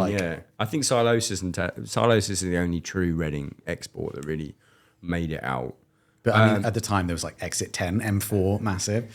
Newbury. If you include Newbury in that, you've got Jordan Fish. Yep. You've got other than that, we've got Ricky Gervais and Natalie Dormer. That's about the two. Okay. Oh, and Jeremy Kyle. He's a Reading boy. Fuck yeah, without that. Jeremy Kyle was our Madison looks so confused. Jeremy Kyle is our Jerry Springer. I was more like Natalie Dormer. Yeah, from Hunger Games. Love that bitch. Shout out Natalie. Shout out Natalie. She's Reading. She's Reading. Oh, Kate Winslet as well. Really? I played the drums with Kate Winslet's dad in a pub once. Okay. Like a jam night in a pub. It was like anyone can get up, and I did like a little blues jam with this old lad on guitar. And then afterwards, someone was like, "You know who that is?" I was like, "No." And like, "That's Kate Winslet's dad." And I was like, "Fuck yeah, that means I was in Titanic." That's as much as that. Oh, we need to talk about the plugin more, and then I need to ask you other things. All right, sure. We haven't talked about snares. Yeah. What do we use? Well, the one that you really wanted to make sure was in there was your bell brass, wasn't it? Your Tama with the VK hoops, like the VK hoops, which are suicide for a drummer to play those. I honestly think I've broken my thumb once just from playing that hoop too much. I mean, it's outrageous how heavy they are. And there's no shock absorption. No. It just goes straight to stick. Because people go, I think because of this whole like bell brass thing, people think that brass and bronze are really similar, right? Yeah, but bronze is a whole different thing. Yeah, bell brass is technically bronze. Yeah. I think that's just one of those like Japanese company kind of using some... So technically we're using a bronze snare. It's a bronze snare, yeah. But it's a bell brass. But because they call it bell brass, it somehow feels like it's on a continuum with like a Black Beauty or something. Which is absolutely not. No. And bronze is really hard. Yeah. Like that's why there was a Bronze Age and people made weapons out of it. But they didn't do that with brass, which is really soft. There was no brass age. So yeah, smacking a chunk of bronze. I'm pretty sure I broke a thumb, like just a stress fracture from streaming on that drum for so long. Is why I retired it for a bit. And even now, I think undoubtedly it sounds better with the hoops on. That's why we did it. Yeah. You get that. I mean, you hit those hoops on their own, and they make a zill bell sound. Yeah. So transfer that to a rim shot. But I've put the die casts back on the bell brass now, just because my hands can't take it. I don't know if I'm getting old. Because I've got a VK with the bronze hoops, and I remember at one point being like, this thing is so rigid. I wonder how many like tension rods I actually need. And just started taking them out. You can literally just have 2. I'll tell you this, the bottom of my VK, or the bottom of my bell brass that had VK hoops on it, there was about 4 on. They'd fall out and I wouldn't even notice. You wouldn't notice, yeah. It's just, it doesn't move. We cranked that guy pretty high. Yeah, we did. Yeah, that was the highest tuned one we did, wasn't it? And I'm super stoked on that because I don't think there is a lot of drum plugins out there with that kind of ping. Yeah. From like a metal library. I'm really happy with it too, actually. I think it's come out really balanced sounding in the plugin, really articulate. And it's, again, with a bell bronze, one of the cool things is you still get body. Yeah. Like it's really high, but it's not like it's gone all thin and choked out. Well, I remember when me and you shot out the DW bell brass, which is technically actual brass, the Tama bell brass, which is bronze, and the Gretsch one. Yeah, and we shot them all out, and it was really, really interesting to see the waveform. Do you remember? We looked at the waveform and we shot them all out in my parents' house. Yeah. And the amount of information in the waveform for the bronze, the Tama bell brass, was so much more. It was just thicker. It was crazy to just see. Yeah, I mean, I guess they make bells because that material generates so many overtones, right? Like it makes this really loud clang. It's crazy. So that's the main snare. That's the main snare. And then I fought to have a second snare. Yeah. So we recorded 4 drums and we picked 4 snares. 4 snares. And we picked the 2 best ones. Well, initially it was just going to be the 1 best one. And I really fucking was not happy not being able to have 2. Context, it's called One Kit Wonder. I know, right? But they were so good. I know. I mean, look, I back it. So there's 2 drums in the plugin. Yeah. They were both actually sampled in the main snare position. Yes. So although the second drum, which we'll talk about in a moment, is off to the side as though it's one kit, Yeah. when you hear it, it's basically another main snare sound that you can use. So it's kind of like an alternate snare sound. And it's lower tuned. It was the lowest of the ones, I think. Oh no, maybe the copper was lower. The copper was lower, but this one. So this was it is a variation on a Star Reserve aluminum. Different hoops, different strainer, some modifications to it. Maybe the modifications will become a different thing with my name on it one day. But we did that, and they were just, those 2 were so different but so good. I loved that aluminum snare. Like, I feel like aluminium is on the way up. You know, Especially what it is. Aluminium snares are on the what way I up. really like about it is it's essentially a bell brass but made with aluminium. It's 3mm shell. Don't know if it's cast, but it's. I think those are. Yeah. I think aluminium's a lot cheaper to cast than bronze. So it's like its ugly little brother. But it's got, I guess because it's lighter weight, it resonates a lot more. And where we tuned it, I loved how it sounded when it came out because it just like, there's such like a kind of meaty, like clock sound underneath it's it. Funny. It's really nice. It's like when I was doing the grooves for the pack, some of them, I don't know, I think I probably put them all on one drum. Mm-hmm. Yeah. But I think when playing them and when using the plugin afterwards, I was moving some of the like bigger, beefier drum beats to that second snare instead because you just get that low end from it. Yeah, and they're still in a similar sonic world. You know, it's I do really like, actually, I feel like that thing of having 2 different main snare sounds makes the plugin, it gives it like a longevity and like a versatility. Oh yeah, for the price it's going to be at, like you are getting essentially, in my head, it's the one with the aluminium snare is like your, super processed metalcore beef sound. Yeah. And then you can, with the bell brass, you can get that sort of dirtier, faster, more aggressive ping on it. And you do use both of those kind of tuning ranges. That was what sold it on me. Is like I know from your streams, you do change out your drums. Sometimes you will have a higher tuned thing, and sometimes you have a lower tuned thing. Not by design. It's just it goes out of tune, and I just leave it. And I go, that sounds kind of good. Yeah. Or I change the head, and I'm like, this is tuned pretty low. It's quite nice. What did we use? We used the heavyweight dries, didn't we? On heavyweight dry on those. We used the which I really like. UV twos on the toms and the UV4. The UVEQ4? The UVEQ4 on the kick, which I desperately want them to make a 2-ply version of. Do you go through them? I can't use them live because I go through them, yeah. But in the 27 studio, boys. Yeah. In the studio, I have just the standing up bits. Yeah, I broke 2 sets of pedals on this tour. Okay, fair enough, yeah. I broke a pair of Iron Cobras and I broke a pair of Dynasyncs. Actually, just to talk about the 127 thing, you were saying that you gained an appreciation for like where you actually play.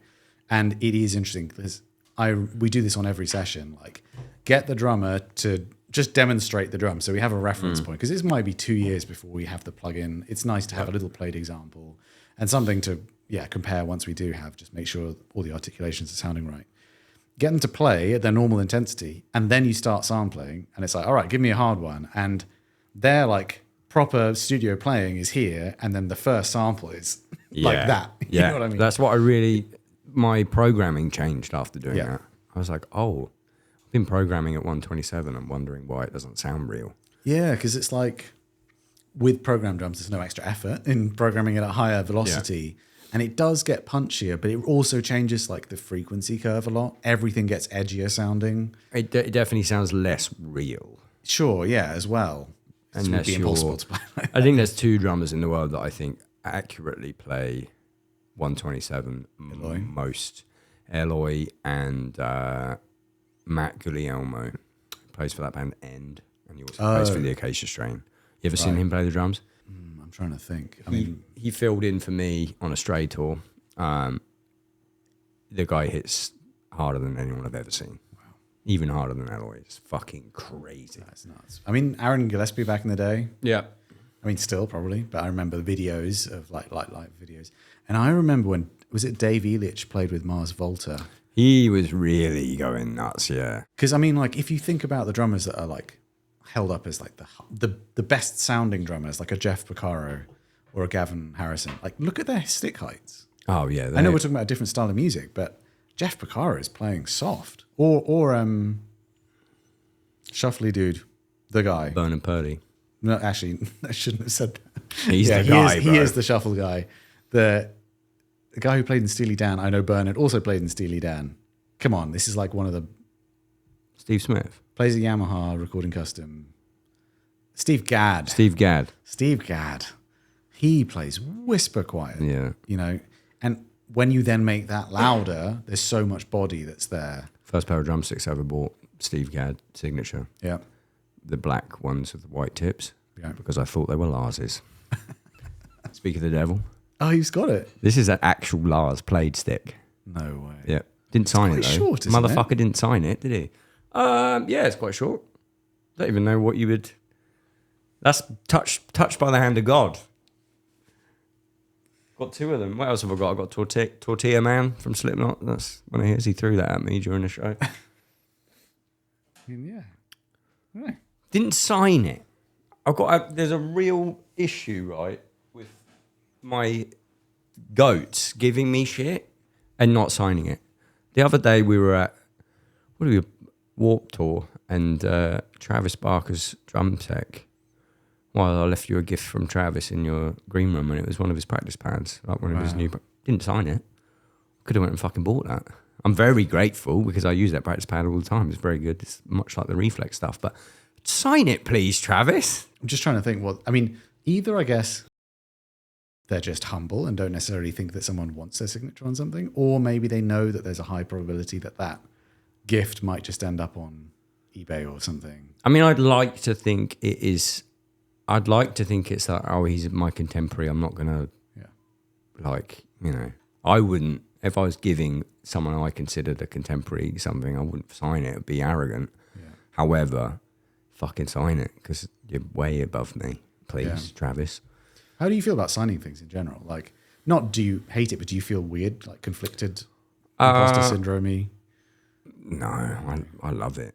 I love getting recognised. I fucking love it so much. I mean, it's a nice feeling, but it just, like, especially with like the basses or something, like when someone wants me to take a Sharpie to it, I'm just like, really? Do you really? Yeah. Do you get that? I mean, I'm not... You're the guy that made the fucking bass. Of course they want to sign it. It's like... Yeah, I guess, I mean, intellectually... It's like having a Mona Lisa and then... But it's not. That's the thing. It's me. It's not... But I bet you know, I bet he didn't think he was anyone. Yeah, I don't know. Like, Who was that? Intellectually, I'm not Da Vinci? just being coy. Who did Mona Lisa? Da Vinci? Da Vinci? Who did the Mona Lisa? This is probably going to be a cut, Simon, because I'm fucking a moron. It's not Michelangelo, is it? It might be Michelangelo. Da Vinci. Da Vinci. Oh, yeah. It's not a cut, Simon. I'm fucking... I got an E in art. Anyway, Da Vinci probably was like... He probably thought, who gives a fuck about this smiling face? I don't... It's a really bad analogy, but... I love signing stuff. I love getting recognised. Fucking love it. Publix down the street when I'm with her, buying fucking eggs. Someone's like, "Are you Reynolds? Can I get a photo?" I'm like, "Fuck yeah! You just made my fucking day, bro." Let me get the eggs in. Let me get. I'm like, no, but like, cause I'm on the other side of the fucking way, and everyone's like, "I'm really sorry for disrupting you." I was like, "You made me look really cool in front of my girlfriend, and then you've just validated my." I feel like when I get recognised over here, it really validates my move here. Sure. Well, I'm like, oh fuck, like a random person in a fucking grocery. We went to a dispensary in Cleveland, Ohio the other day, and we're doing the sign-in thing where you give them your ID so you can go and buy weed. And then as we do it, the guy's like, this is the one I get all the time though, which I almost love more than when they know who I am. They go, because it means I'm out there. They go, "Are you the podcast guy?" And I go, "The podcast." Yeah, guy. and I go, "Fuck yeah, I'm the podcast guy." And that means that person has maybe not listened to the podcast, but it is big enough for the general public to start infiltrating. You're a household face. That's what I want. I fucking love it. If you see me, fucking come say hello. I love it so much. I think for me, because like I was saying right at the start, like I'm not in places where I'm getting recognized all the time. I'm not playing live. There's been a few times I've gone to like trade shows to represent companies, and it's nice for a few days, and it does make it very real, because a lot of what I do is just on the internet, and it's lovely. I can log into social media At home. and post something and get all the adoration, you know, and that's lovely, and you know, super huge amounts of gratitude, and genuinely very cool to know that it's affecting people's lives in a positive way if you know they love something that I've done. But it's a whole different thing when people are coming up to you and you kind of see like on a real personal IRL way. And I love how small time it feels when I'm doing the thing. And then sometimes those moments are like, I'm just a bit overwhelming. I was just in my kitchen, like cooking pancakes with my daughter. Well, I'm just a guy. You know what I mean? mean? I still have that feeling of I'm just a guy. Yeah.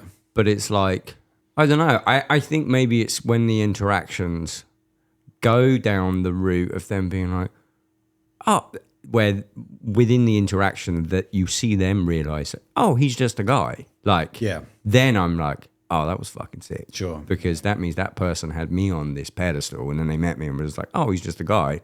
But they still wanted the photo, if you know what I mean. Yeah. So it kind of levels me in a weird way, as well as giving me that little ego boost of like, that motherfucker knows who I am. Yeah. I loved it. Big fan. Before we do anything else, I want to talk about hard hitting. Matt Halpin. Go on. That guy hits so hard. He does, yeah. He does hit hard. Sometimes the drummers that do the biggest, you know, caveman arm swings are not even the ones that are actually generating the most volume. He's very, very, what's the word? Refined in his playing. It's that whip and like just the weight and length of his arms. He's a freak drummer. Because I think for sampling, I've got it. With my right hand, I can hit a pretty mean 127, right? Yeah. But I'm still nowhere near, you know, him actually putting all his effort. He's just like, unless it's a heavyweight head, there's going to be like a crater after every hit. And I don't know, just the volume. Big sticks as well. Yeah, big sticks. His stick is like the only Pro Mark stick that I think is good, to be honest with you. It's weird that it's as big and kind of like it's kind of big like, shoulder. It's kind of like a rock. It doesn't have like an even bigger tip and like even like shorter taper. Like they're chunky. I think you can't get much shorter than the rock. I think the taper's pretty similar. Okay. And it's a barrel tip as well. Oh, okay. Big fucker. Yeah. Like that's the only Pro Mark stick where I've picked it up and been like, oh, I could play this. The rest of them are very long, Harry Potter. a bit Harry Potter, exactly. A bit of a wand thing. You recently worked on Sleep Token's even in Arcadia. Yeah, just the drum recording to be Just the drum recording. The credits on allcredits.com, or whatever it is, say additional production. I know, which is very generous. What does that mean? I think it means that they like to keep it so vague that they preferred to upgrade my credit than specify that I did the drums. So that makes sense. So you just engineered the drums. I'd like to say that it was a production-worthy credit because it was...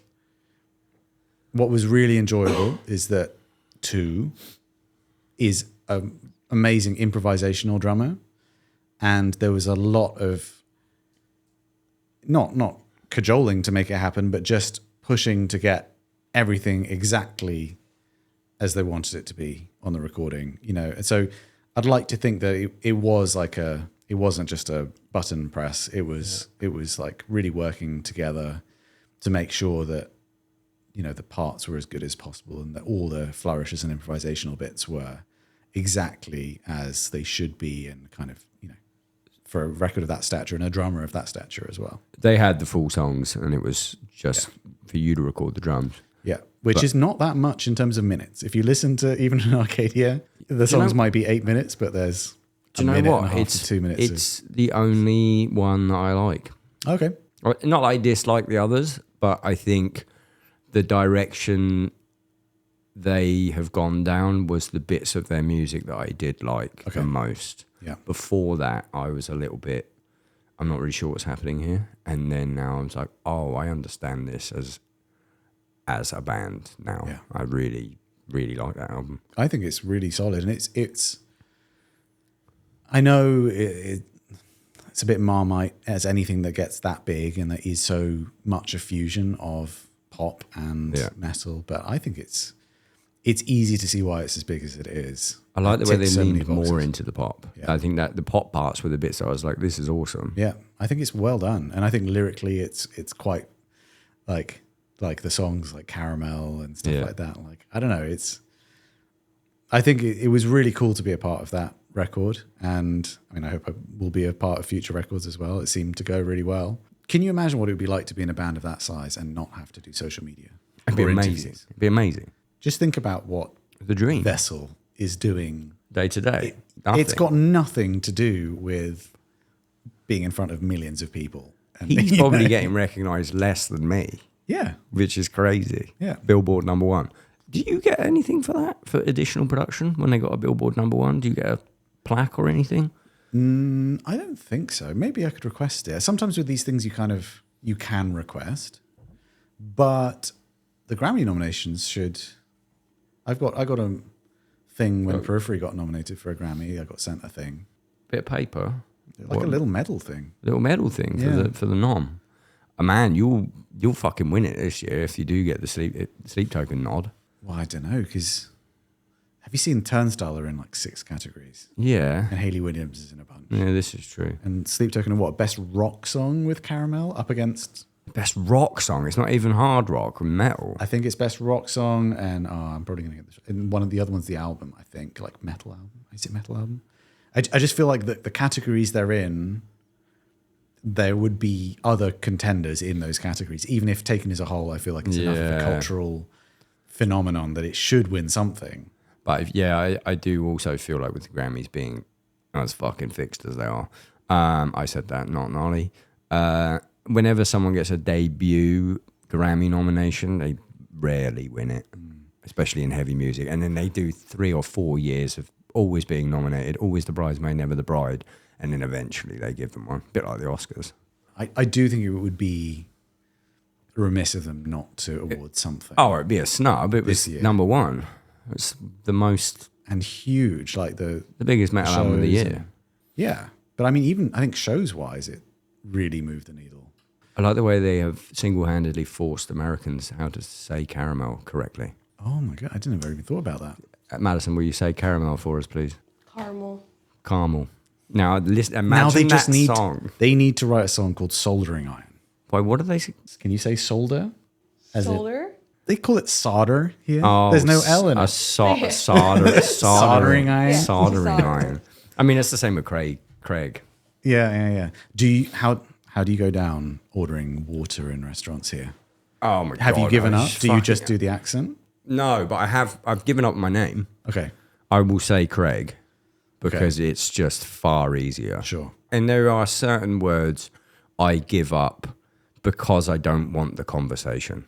Yeah. Where I'll say, I don't know, I can't even think. Madison, can you think of anything that I say American just because I can't be bothered with the conversation? My name is a big one. None that like happen in like day-to-day conversations, but I will say garage is one that you have committed to saying. I feel like the garage American way. and schedule are easy ones to slip into. Schedule is actually one that I have started instead of schedule. Do you want to know something I found gutting? Go. The original English words for autumn and aluminium. Fallen aluminum. Crazy. So we're wrong. We're wrong, Craig. But it's crazy because they write the word differently for aluminum. Yeah. It is spelt aluminum. Yeah, and I think that's how it was even in England. I don't mind.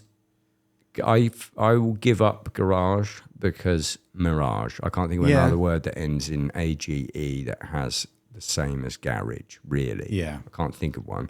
The one that I really... Sewage. Oh my God, you might have put me back on Team Garage. Say sewage. Sewage. Yes, not sewage. Oh my God, I'm back on Team Whiff Garage. of sewage around it. I'm going to start saying sewage instead. But the one thing I really can't concede is Fahrenheit. I mean... I do it because I have to be able to convey to my very chilly girlfriend what the fucking temperature is. But water freezes at 0 and boils at 100 seems to be pretty fucking logical to me. If you're basing the system off water. Yeah. Which, I mean, I agree. What is Fahrenheit based off? That's a good question. 200, what is it, 207? Yeah, but that's because it's not really designed around water. It's designed for other reasons. Hit me, maths girl. Have a little Google. But in the meantime, the water thing, it shocks me so much that the context. Imagine the situation. You're sitting in a restaurant. Yeah. You're the only Brit amongst some Americans. Yeah. The server comes over and takes your drink order, and you say, "Oh, just a water, please." Yeah. Context. Come on. Yeah. Like just is probably implying it's something I mean, very. you even pronounce the T. Yeah, but that doesn't help. What? Really? The number of times I get a what? And then like what? a water? What? Water. And Oh like- my! Really? So now I'll just do that. You'll from do the off. accent. Yeah. I can't wait I did to it on see the that plane on later. the way here. I can't wait I was to like, see just it a later. water. We'll go for dinner. Oh my God, that was good. I mean, I get it, but it's because I say water. I don't have that T, water. But I think maybe Americans are so used to the bottle of water meme that they understand water more than someone actually saying the T in it. Yeah, it's just Water, butter. it's not like inability to comprehend it. Like I can understand if it's a double take. Like what was that? But then like with repeated clarification of we're ordering drinks. Pisses you right off. No, it's just surprising. Fahrenheit. 212 to boil water. Okay, well, what was it based on? What's Fahrenheit's history? I mean, this might be cut. It might be fucking pointless, but I quite want to know. I don't think it's based around someone going, let's think about water and call that 30 whatever. And When the German physicist Daniel Gabriel Fahrenheit developed his scale in 1724, he used different reference points. The first one was 0 degrees was the lowest temperature he could achieve using a mixture of ice, water, and ammonium chloride, which is like a salt brine. 96, originally 90 or 100, somewhere in between, was set as the approximate normal temperature for the human body, and the freezing point of pure water was observed to be 32 degrees on this scale. So it was based around like body temperature and the coldest water. Yeah. I mean, still, that sucks. Thank you, but Celsius. But I just think the counter argument that of the boiling and freezing temperatures of water on the Fahrenheit scale doesn't track as a good criticism because it wasn't intended that way. Fucking half the Earth, bro. Water. Yeah, I know. I Is think it more than half the Earth? It's probably 3. I'm diehard Celsius. Don't get me wrong. Or Kelvin, if you like, actually. But Wow. I don't actually measure things in Kelvin. 5,600 Kelvin Yeah. on these lights. Quality. Just leaking my daylight there. Okay, while we're on the subject of production and producing, explain to me what producer points are. Because I don't really know what they are.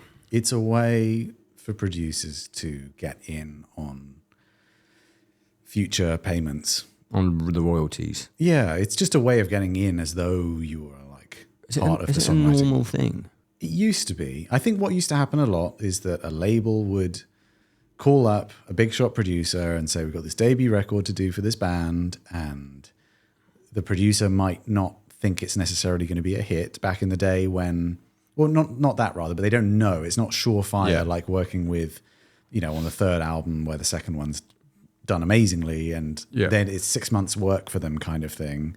They're kind of taking a punt, and then to sweeten the deal, the label might say, well, you basically get like a little bit of this, and you get invested a little bit into it. So if you think it's good, then you can go for it and trust that you'd actually make more rather than just a one-time fee. A bit like Star Wars, A New Hope. The story with that. No. What the fuck was the guy's name? The guy that played Obi-Wan Kenobi. Ben. Who was Obi-Wan Kenobi? Alec Guinness. All of the actors for the first Star Wars were offered a fee, or they could take 1% of the net or gross for Star Wars, the franchise, and he was the only one that took it. Yeah, made more money than anyone in the Star Wars world other than George Lucas. Of course. So that would be the other time that a producer point might come up if a band doesn't have the budget to meet the producer's normal budget, and they say, well, you can make some off the back end. Do you take producer points? No, generally not. I mean, I don't really consider myself a producer. Really, that's what I was getting at. You kind of suck. Well, no. You don't. You like mitigate conversations about production to engineering quite a lot of the time. That's because a lot of the time I'm working with bands that have. I think of a producer in a traditional way of someone that is helping to create the whole branding, if you will, of a release, where they're coming up with the sonic concept, they're working with the band as a creative muse, they're deciding on how the record's going to be recorded in the way that's going to be most creatively optimal and generate the right vibes, and they're involved in writing the songs or at least making suggestions on edits to songs or cutting songs. You don't think you do that? I do it in a small way. I'm not saying I'm not Steve Albini, who literally refused to call himself a producer. It's not that. But it's just realistically my involvement in records doesn't tend to be that deep in such a way as to say I really put my blood and soul into this and like I need to get some points. Is that through choice? Yeah, I mean I just don't really have time. And as I say, I think the bands which I work with that aren't really looking for that thing. They're pretty fleshed out already. Yeah. There's been a couple of occasions with bands that actually, in one particular case, I'd done one record with them, and their budget got cut for the second record that they wanted me to do, and they offered. They were like, "Well, we can't pay you as much, but you can get some points." And I mean, I wanted to do it anyway. The points wasn't the thing that. But did you take the points? I did, yeah. But I mean, it's not like it's made me. I don't think I made very much. Well, it wasn't anything. But massive. We spoke at the start about like how I do lots of different things, and really doing records for me is like it's the like fertile period for everything else that I do. It's like where I get to really do the thing and work with outside influences in a way that then connects me with new ideas that I can then use in the other outlets. So in a way, it's almost a lost leader. I'm not saying I don't ask to get paid handsomely in some cases, but I'm not doing it where it's my only income and I need to make sure I'm always hitting a certain amount. Are you at the stage now where you can pick and choose who you want to work with? Yeah, I mean, just logistically, I only do a couple of records, a couple of records a year. This year has been the first year I've taken on more mixing again since my daughter was born. So she'll be 4 in January. So when she was born, I was like, I can't have my company and also bands all over the world needing annoying mix revisions while I've got a newborn baby. And then like, she's old enough now where there's more normality, and GGD's just gotten over this massive thing with releasing on our standalone player, and I'm feeling inspired to do client work. So I'm doing more of it. But I mean, I don't have time to do very much of it. Because of GGD and fatherhood. And frankly, I probably wouldn't want to just do back-to-back records. I see the people that do that and they love that process. and it's something I enjoy, but it's not necessarily what I want. What's your favorite thing that you do? Favorite thing that I do out of all of the list? I'll give you the list again if you want. No. Yeah. I'm going to give you the list again. Okay. I'm going to give you a list, and I want you to tell me what your favorite thing is. Mm-hmm. I can tell you what my favorite thing is, and I don't think it's on the list, but go for it. I mean, give me that afterwards, but Sure. give me it out the list unless it's something I'm missing from the list. Yeah. Guitarist, bassist, producer, mixer, engineer, plugin designer, I guess, signature artist. That's about it. I think out of that list, weirdly, it would be plugin designer, but because it's the process that's involved in that of distilling basically the things that are learned from all of the other things. Yeah.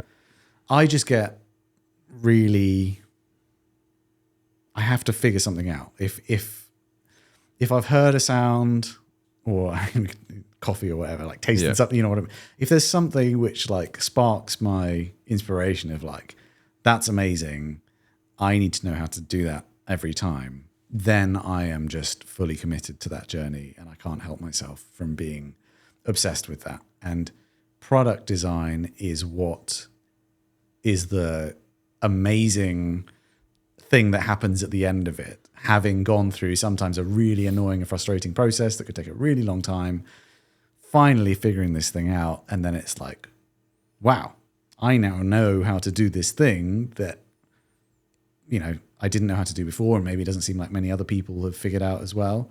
This knowledge can now actually be monetized in a way that gives me, you know, remuneration for it. And that's that thing where it feels like it's so much my passion that it's kind of like almost a joke that I get paid for it. But it's like, it's in the process of doing that is more enjoyable to you than any of the other things. It's more in my very soul. That is a character trait. And do you think it comes from problem solving? It's a problem solving kind of mindset, yeah. Yeah, like you come across something that doesn't exist yet, or usually, as I was saying, it does exist, but for a fleeting moment. It's like the first time you heard metal and got inspired by it or something. But I mean, when you're designing a plugin in particular. But that, you see, this is the beautiful thing that I think, from my perspective, is that the products come afterwards. I never am sitting down like, okay, guys, we need to fill out our product portfolio with this thing. So give me an example. Okay, the guitar cab softwares we've done, I got so obsessed with figuring out why the metal guitar tones of like the early to mid 2000s sounded the way they did, which was my era of getting into metal, and the guitars sounded a certain way, and I could never replicate it, even though I seemingly could put all the bits together that I knew were being used.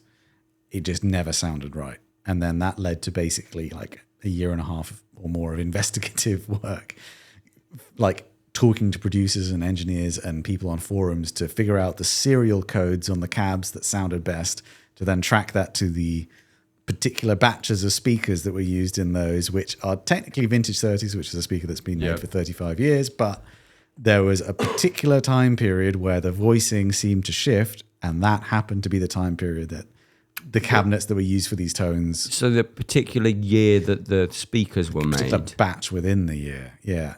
And you tracked those down. I did eventually. And then that plugin came from that. And then it was like, wow, I was just swimming in massively oversized cabs. And are you being paid at this point for that? I'm buying. It's just... That's why I'm saying like, it's almost a joke that then becomes... Yeah, but I mean, it really is, because you're doing quite a lot of work based on the pure love of the sound. Right.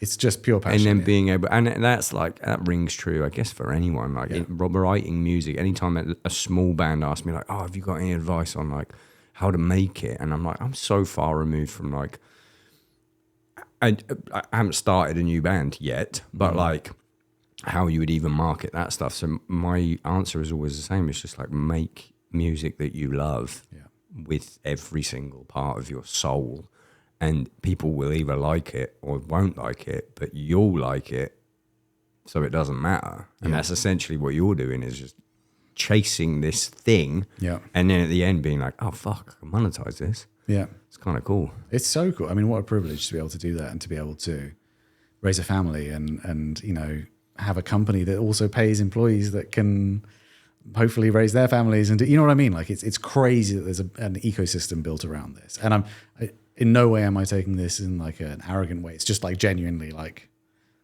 how fucking cool is that? Like it's such a weird thing to look at from the outside and think about. I couldn't be any other way as well with those passion things, like you're saying. I was going to ask you if like there was anything yet to be done that you want to make, but it's like, I guess it's leaking stuff that hasn't come out yet. No, I mean, I love drums, genuinely. Like I really, really love drums. And I'm always learning about new drums and cymbals, or like sometimes old ones. I've been on a Premier drums kick at the moment. I don't know if you're...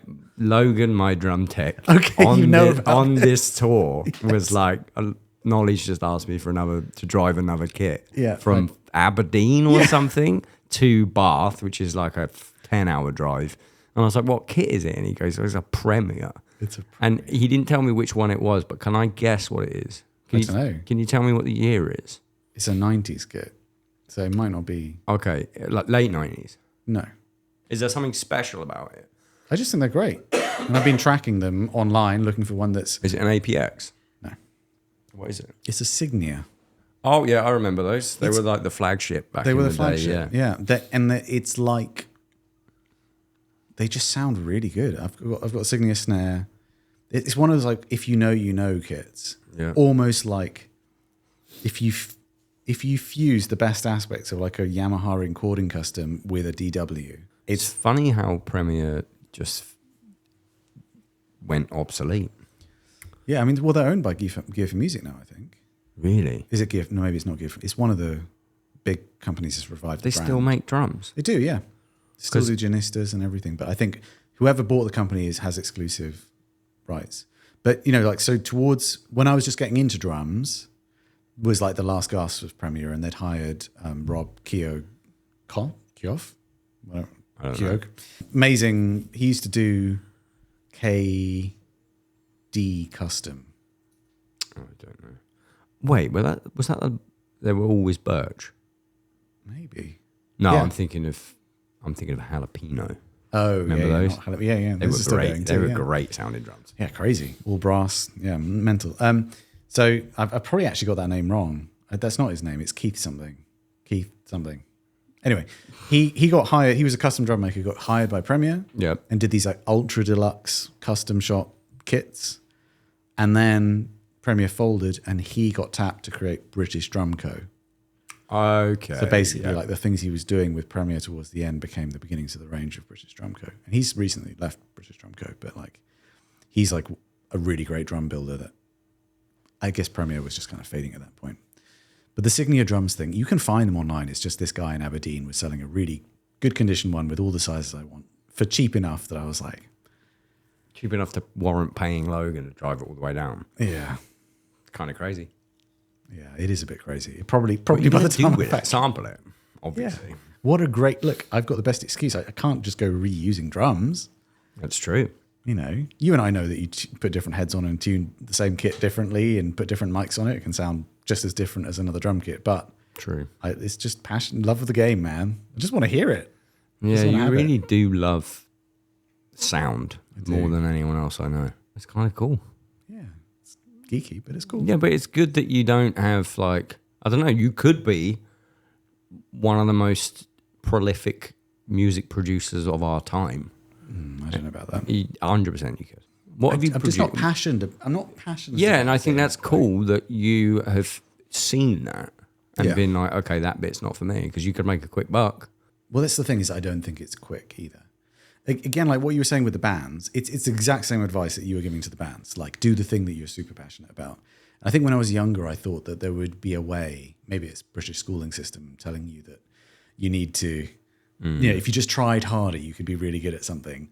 And I kind of learned some wrong lesson that you needed to try and feel differently about things in order to be able to do them. And then at some point I was like, no, you don't get to choose. You're just passionate about something. And if you are, then all the hard work and the hours, it's not even a choice.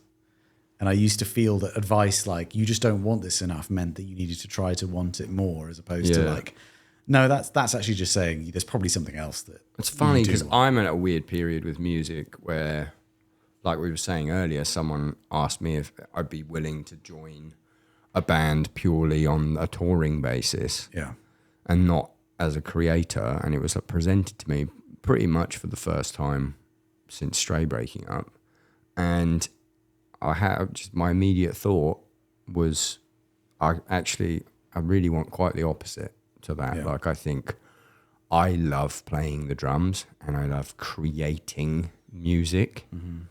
I don't love being on tour. Mm-hmm. Not to say that I wouldn't go on tour again, but touring would be a payday for me. I would much rather play. I need to be paid quite a lot to play music that I didn't make. Yeah. To the point where this person, they didn't have the budget to do that. Yeah. And I think that's the road I'm on now. Yeah. Although I love making stuff as well. I love fucking supplement company, fucking podcast, the plug-in. Well, that's why it's also hard, I'm sure, for you to be like, I'm just going to be away from home all this time and make all these other things that I want to do way more difficult. It's a nightmare. But I am looking forward to, like, I don't know, making music with no, like, okay, this has to get big enough to tour so I can make money from the tour. It's going to be kind of the first time in a while where I can just be like, you know what, because when I'm writing for Stray, it has to sound like Stray. Sure. But like now, once I get settled into this post-Stray life, I can be like, I think I'm going to do a deathcore EP and then just speak to some friends and be like, you want to do a deathcore EP? And so perfectly placed to do that. And then just put it out for no reason, and then people will like it. I'll be able to play it on stream. It'll be some things, but then it's not like, what's next? The big, like, well, we need to get on the festivals. I'll be like, no. How long before Downbeat Records? I mean, really, we've done all these delicious collabs, as seen here. I don't think... I've thought about that, and I've thought about management, and they've been presented to me like, oh, you'd be quite a good manager, and I don't think to the same thing. I don't think I care enough about anything, quite egotistically. I don't think I care enough in music for anything I didn't make enough to warrant me being in charge of the business for it. I think I have like a weird arrogance in... No. I love stuff that I make, and I'm willing to give that 100%. But I think if I did a record label or something, managing a band, I don't think I could give it what it deserves. Well, I think a label, if you had some other people around you, that could be something that you would be good at. But I understand with a management situation. I mean, being a manager is basically a lot of the time, like I know you don't really suffer fools, right? Yeah. And a lot of the time you're putting out fires as a manager that really shouldn't have been set in the first place. You know? And I think you would just get so frustrated. Oh, fucking piss me off. The band would be off every major festival or anything immediately because I'd get in a fucking bad mood. Although some of my best friends that are the hottest headed people, even more than me, make great managers because of that. Yeah, I guess they're used to their the temperature being up. They're not going to put up with it. I don't think I'd ever do a label. I love doing the collabs for the same sort of reason, same sort of problem-solving reason. Like every Downbeat collab we've done, I've managed to put something I love, which is death metal artwork, obscure, mental, gory death metal artwork. And if you're in a band like Dying Wish or Knock Loose or whatever, you have a certain aesthetic that you can't stray away from for album artwork. Mm-hmm. But doing a Downbeat collab, you can get a bit silly with it. Yeah. So I think I'd like to do more of those, and I'd like to do more collabs with clothing for bands. I think there's a huge, huge hole in band merchandising where someone else is either pulling the strings or it's let's just stick a logo on a t-shirt or let's... Mm-hmm. And at the same time, there is... people are buying thrifted clothes way more, and they're buying vintage band shirts and stuff like that, and bands are getting annoyed at bootleggers because they're bootlegging certain, albums or whatever. And in my head, I'm like, you should actually, if you're a band, you should just be making that so that people could make it. And I would like to start doing collabs with bands where it's like, hey, let's make something really fucking cool. Yeah. I have the warehouse, I have the factory, so like we can make whatever you want and then do it as a collab. It's a great idea. That's next on my list, I think. And a deathcore band, and a technical death metal band, and I'm looking forward to doing metal again, to be honest with you. Oh, yeah, okay. Thinking about learning doubles. Feet doubles. Yeah. Just for fun, because I've never had the time to do it, because we're always like maximum of 2 months in between stray tours. Not enough time to learn like such a different technique and then be able to go on the road and play your normal technique. And now I have no reason to. Yeah. Bit like learning Spanish, the thing that got me to the point where I was fluent was doing it every day as part of daily life. And if it's just like this weird little hobby that you've got on the side, it would be hard. And you can't like shifting back for drumming, especially if I was learning doubles and then I have to go and play a straight show, I wouldn't be able to do it. So I don't know. I don't know what I'm going to do. Here's a good one. You've recorded many, many, many drummers. Yeah. 2 from Sleep Token. Matt Halper, Craig Reynolds. Who else you recorded? Ali Richardson. Gatska. Matt Gasker. You've recorded Greb. Benny Greb. Holy shit. Ray from Haken is really good. You've recorded some of the goats. Yeah, I guess I have. Morgan Agron. What can drummers do in preparation for the studio that can help them deliver the best performance and also come away not feeling defeated? Ooh, man, that's hard because different bands demand different kinds of like execution in the studio. With some drummers, I think really 2 things, I guess, which are more general, but one would be really understand what the band as a whole is looking for from the drum session, from demoing to final thing. Like, are they looking for you to elevate what's in the demos, or are they as a whole, because it is ultimately a whole band decision, looking for you to execute as closely as possible to what they're expecting? Because I've seen a lot of Heartache go both ways. Either a drummer's come fully prepared, having learned the demos really clearly, and then the band are like expecting them to pull stuff out of the hat, and they're not really the kind of drummers like to do that. Was just bare bones. And yeah. And then also the other way, where maybe even the conversations haven't been super clear, where the drummer's kind of told like, yeah, you can kind of do your thing, but then when it comes down to it, they're recording and the band are like, whoa, what's happening? Yeah. Like, and it's tough because I feel like I've been that guy before. Yeah. I think that's really a communication thing, isn't it? You know, and then the other thing would be to record yourself lots, but that's a general thing that I think would really help drummers. That said, you know, Matt Gasker doesn't have a problem with this. You know what I mean? Like, I'm kind of lucky in the way that I've recorded really great drummers that are capable of kind of doing So what both. makes them so great when they come in? Exactly what you said, well rehearsed, they know what is expected of them. I mean, I think like people maybe underestimate how much rehearsal time is necessary to come into the studio and execute as though you've been playing the songs live, because most of the time that's not what's happening. You know, I've done a few sessions. I mean, Ali's really good at coming in very well rehearsed. When we did Sleep Token, I think I could say that 2 came in extremely well rehearsed.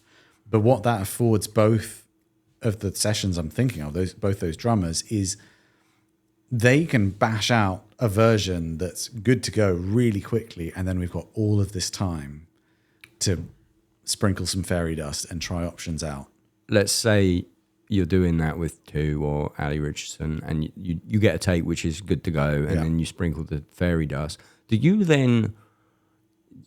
Does that all of those stems go to whoever is mixing or producing the track for them to pick from, or is it you guys sprinkle the fairy dust and then you say, okay, this is it? Yeah, almost always with the bands I'm working with, especially in metal, like the parts are so specific, and the comping will be done with the drummer there, making sure that everything that they cared about is represented in the fill, like in the take. And I'll be recording someone like Matt Halpern, for example, I think was probably the best in terms of being challenging way to go about it, because he's so free on every take.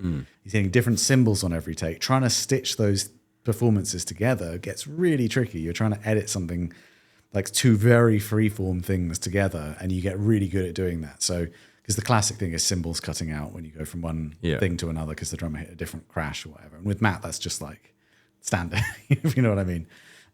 So I'm always really hands-on comping both so the drummer's satisfied and I know that technically it's as clean as it can be, and then the edit will be gone over really carefully. And I just, when I'm just a mixer, I don't want to be thinking about, is that the right take for this section? You know, like that. I don't want to be thinking on that level. I want to be just seeing it as kind of pure sound. So you do have quite a big creative control there.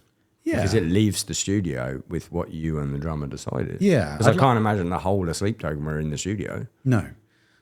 I think I definitely feel comfortable saying that most of the time when I do a drum session, which is often what I do when I'm recording with a band, they might track the rest themselves, that I am there in a production capacity. I do feel like I'm there with them coaching or suggesting or I don't know, just, yeah.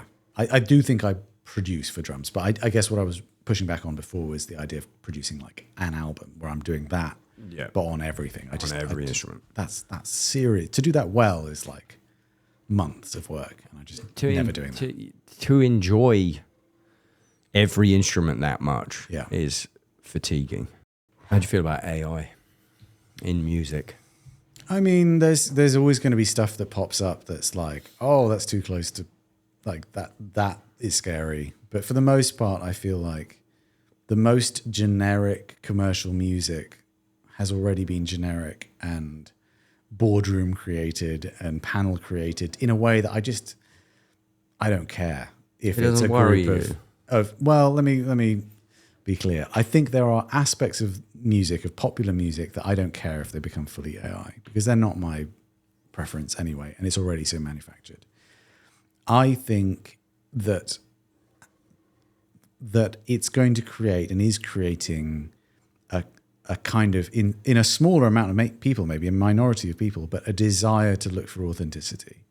And I think that it's actually going to play out that, and is playing out that big bands, to set themselves apart, the flex is going to be doing it more real. Like, I have wondered that myself, And the thing is, like, if an AI, and I know AI could expand to include very realistic humanization and error creation and stuff, but like ultimately, if a band spend 6 months in the studio with lots of money with humans creating something, they're going to want to leave some of the imperfection in so that there is like a mark of the creator, a watermark of being real. And I think that people value that, and I think that people value the narrative behind the thing they're consuming. If you imagine, like, was that a camera turning off? That one. That was. I think we ran over with that. If you imagine we're both into coffee, or like if you're in a restaurant and you order some wine, it's a very different experience if someone tells you a bit about where this thing came from and the process that was involved, and there's a nice story about it. I don't mean that it has to be like super fancy, but just to have a bit of knowledge about the origin of this thing that you're experiencing really transforms the experience. And AI created things are just not going to have that. Like, I don't care if AI creates like the most punchy snare ever. Like, it's not going to be as interesting to me as a slightly less punchy snare that's real and that I know atoms were moved in a space and picked up by microphones and a human tuned it and stuff. Like, there's like I think you're very quickly going to reach the point where there's no objective better within AI, and everything is like playing God mode on like playing computer games with God mode on, where it's like, okay, there's not really any value in this. I mean, I agree. I mean, I hope you're right, and I hope there is a grunge-like rebellion against it. We're already seeing it. Where turnstile, stuff like that. But I do worry with the rise of the anonymous bands, that it will be very easy to create a completely AI band. Yeah. And the gaming of the system is what worries me. I'm not too worried. The game, like the Spotify, socially, systemically, AI, I think, is going to be super chaotic, and I'm not looking. To that. I have almost the opposite opinion as you. Like, I worry about it very, very much for music, because the ability for people to just create rip-off bands, stick them on Spotify, we're seeing it. They're making thousands of dollars in revenue, and then maybe eventually it gets pulled, maybe it doesn't. Whereas in the grand scheme of things, I feel like with everything being able to be faked, like you have, especially in the US, you have the people that watch CNBC and you have the people that watch Fox News. And they all the people that watch CNBC believe everything on CNBC, and everyone, obviously not everyone, but the majority, and everyone that watches Fox News believes everything on Fox News. When AI becomes so ingrained in society that everything can be fake, I really feel like people are going to start distrusting everything. But I don't think that that's the route to a healthy world, unfortunately. I agree with you. I think distrust, unfortunately, is where people with genuine ulterior motives start to step in and really take advantage. So that's what I'm scared of. I feel like it would be more, my opinion is people will start to question everything more. I think there's positives to that. Yeah, I'm just worried about the divided, we're conquered aspect of it. You know, I mean, on the positive, I think medical stuff is probably going to be hugely improved. They promised us that was the fucking main thing, and they seem to have just started with the arts. They were like, okay, we're going to like cure cancer. We've already like discovered that some cancer's super early because of AI, but it's like, oh, by the way, here's this crazy Studio Ghiblified version of whatever. But the other thing is I'm G'd up by seeing how negatively things are seen when they're found out to be AI. Yeah. And I don't think it's just the creator community. I think that the general public do not like finding out that something they didn't think was AI is AI. I can't believe when I see creators using it and they're like so far removed from their audience that they think this will be fine, and then they do it and the comments are fucking crazy. So at least I think it's kind of getting policed a little bit, you know? Yeah. I do hope it continues to get policed because I fucking hate it. But I could use it for drum editing. I'd love that. Slam it through a fire. But then even then, I'm saying I'd love that. That is taking someone's job away. It's taking a drum editor's job away. That's a fucking conversation for another day. Yeah, it is. Nolly, thanks for coming on the Downbeat. Buy our fucking plugin. It's called One Kit Wonder, the Downbeat, and it's really fucking great. It's genuinely really good. I'm very happy with it. He's happy. I'm happy. Madison's bored as fuck. Let's get some food. Let's do it. Thanks, Nolly. Pleasure.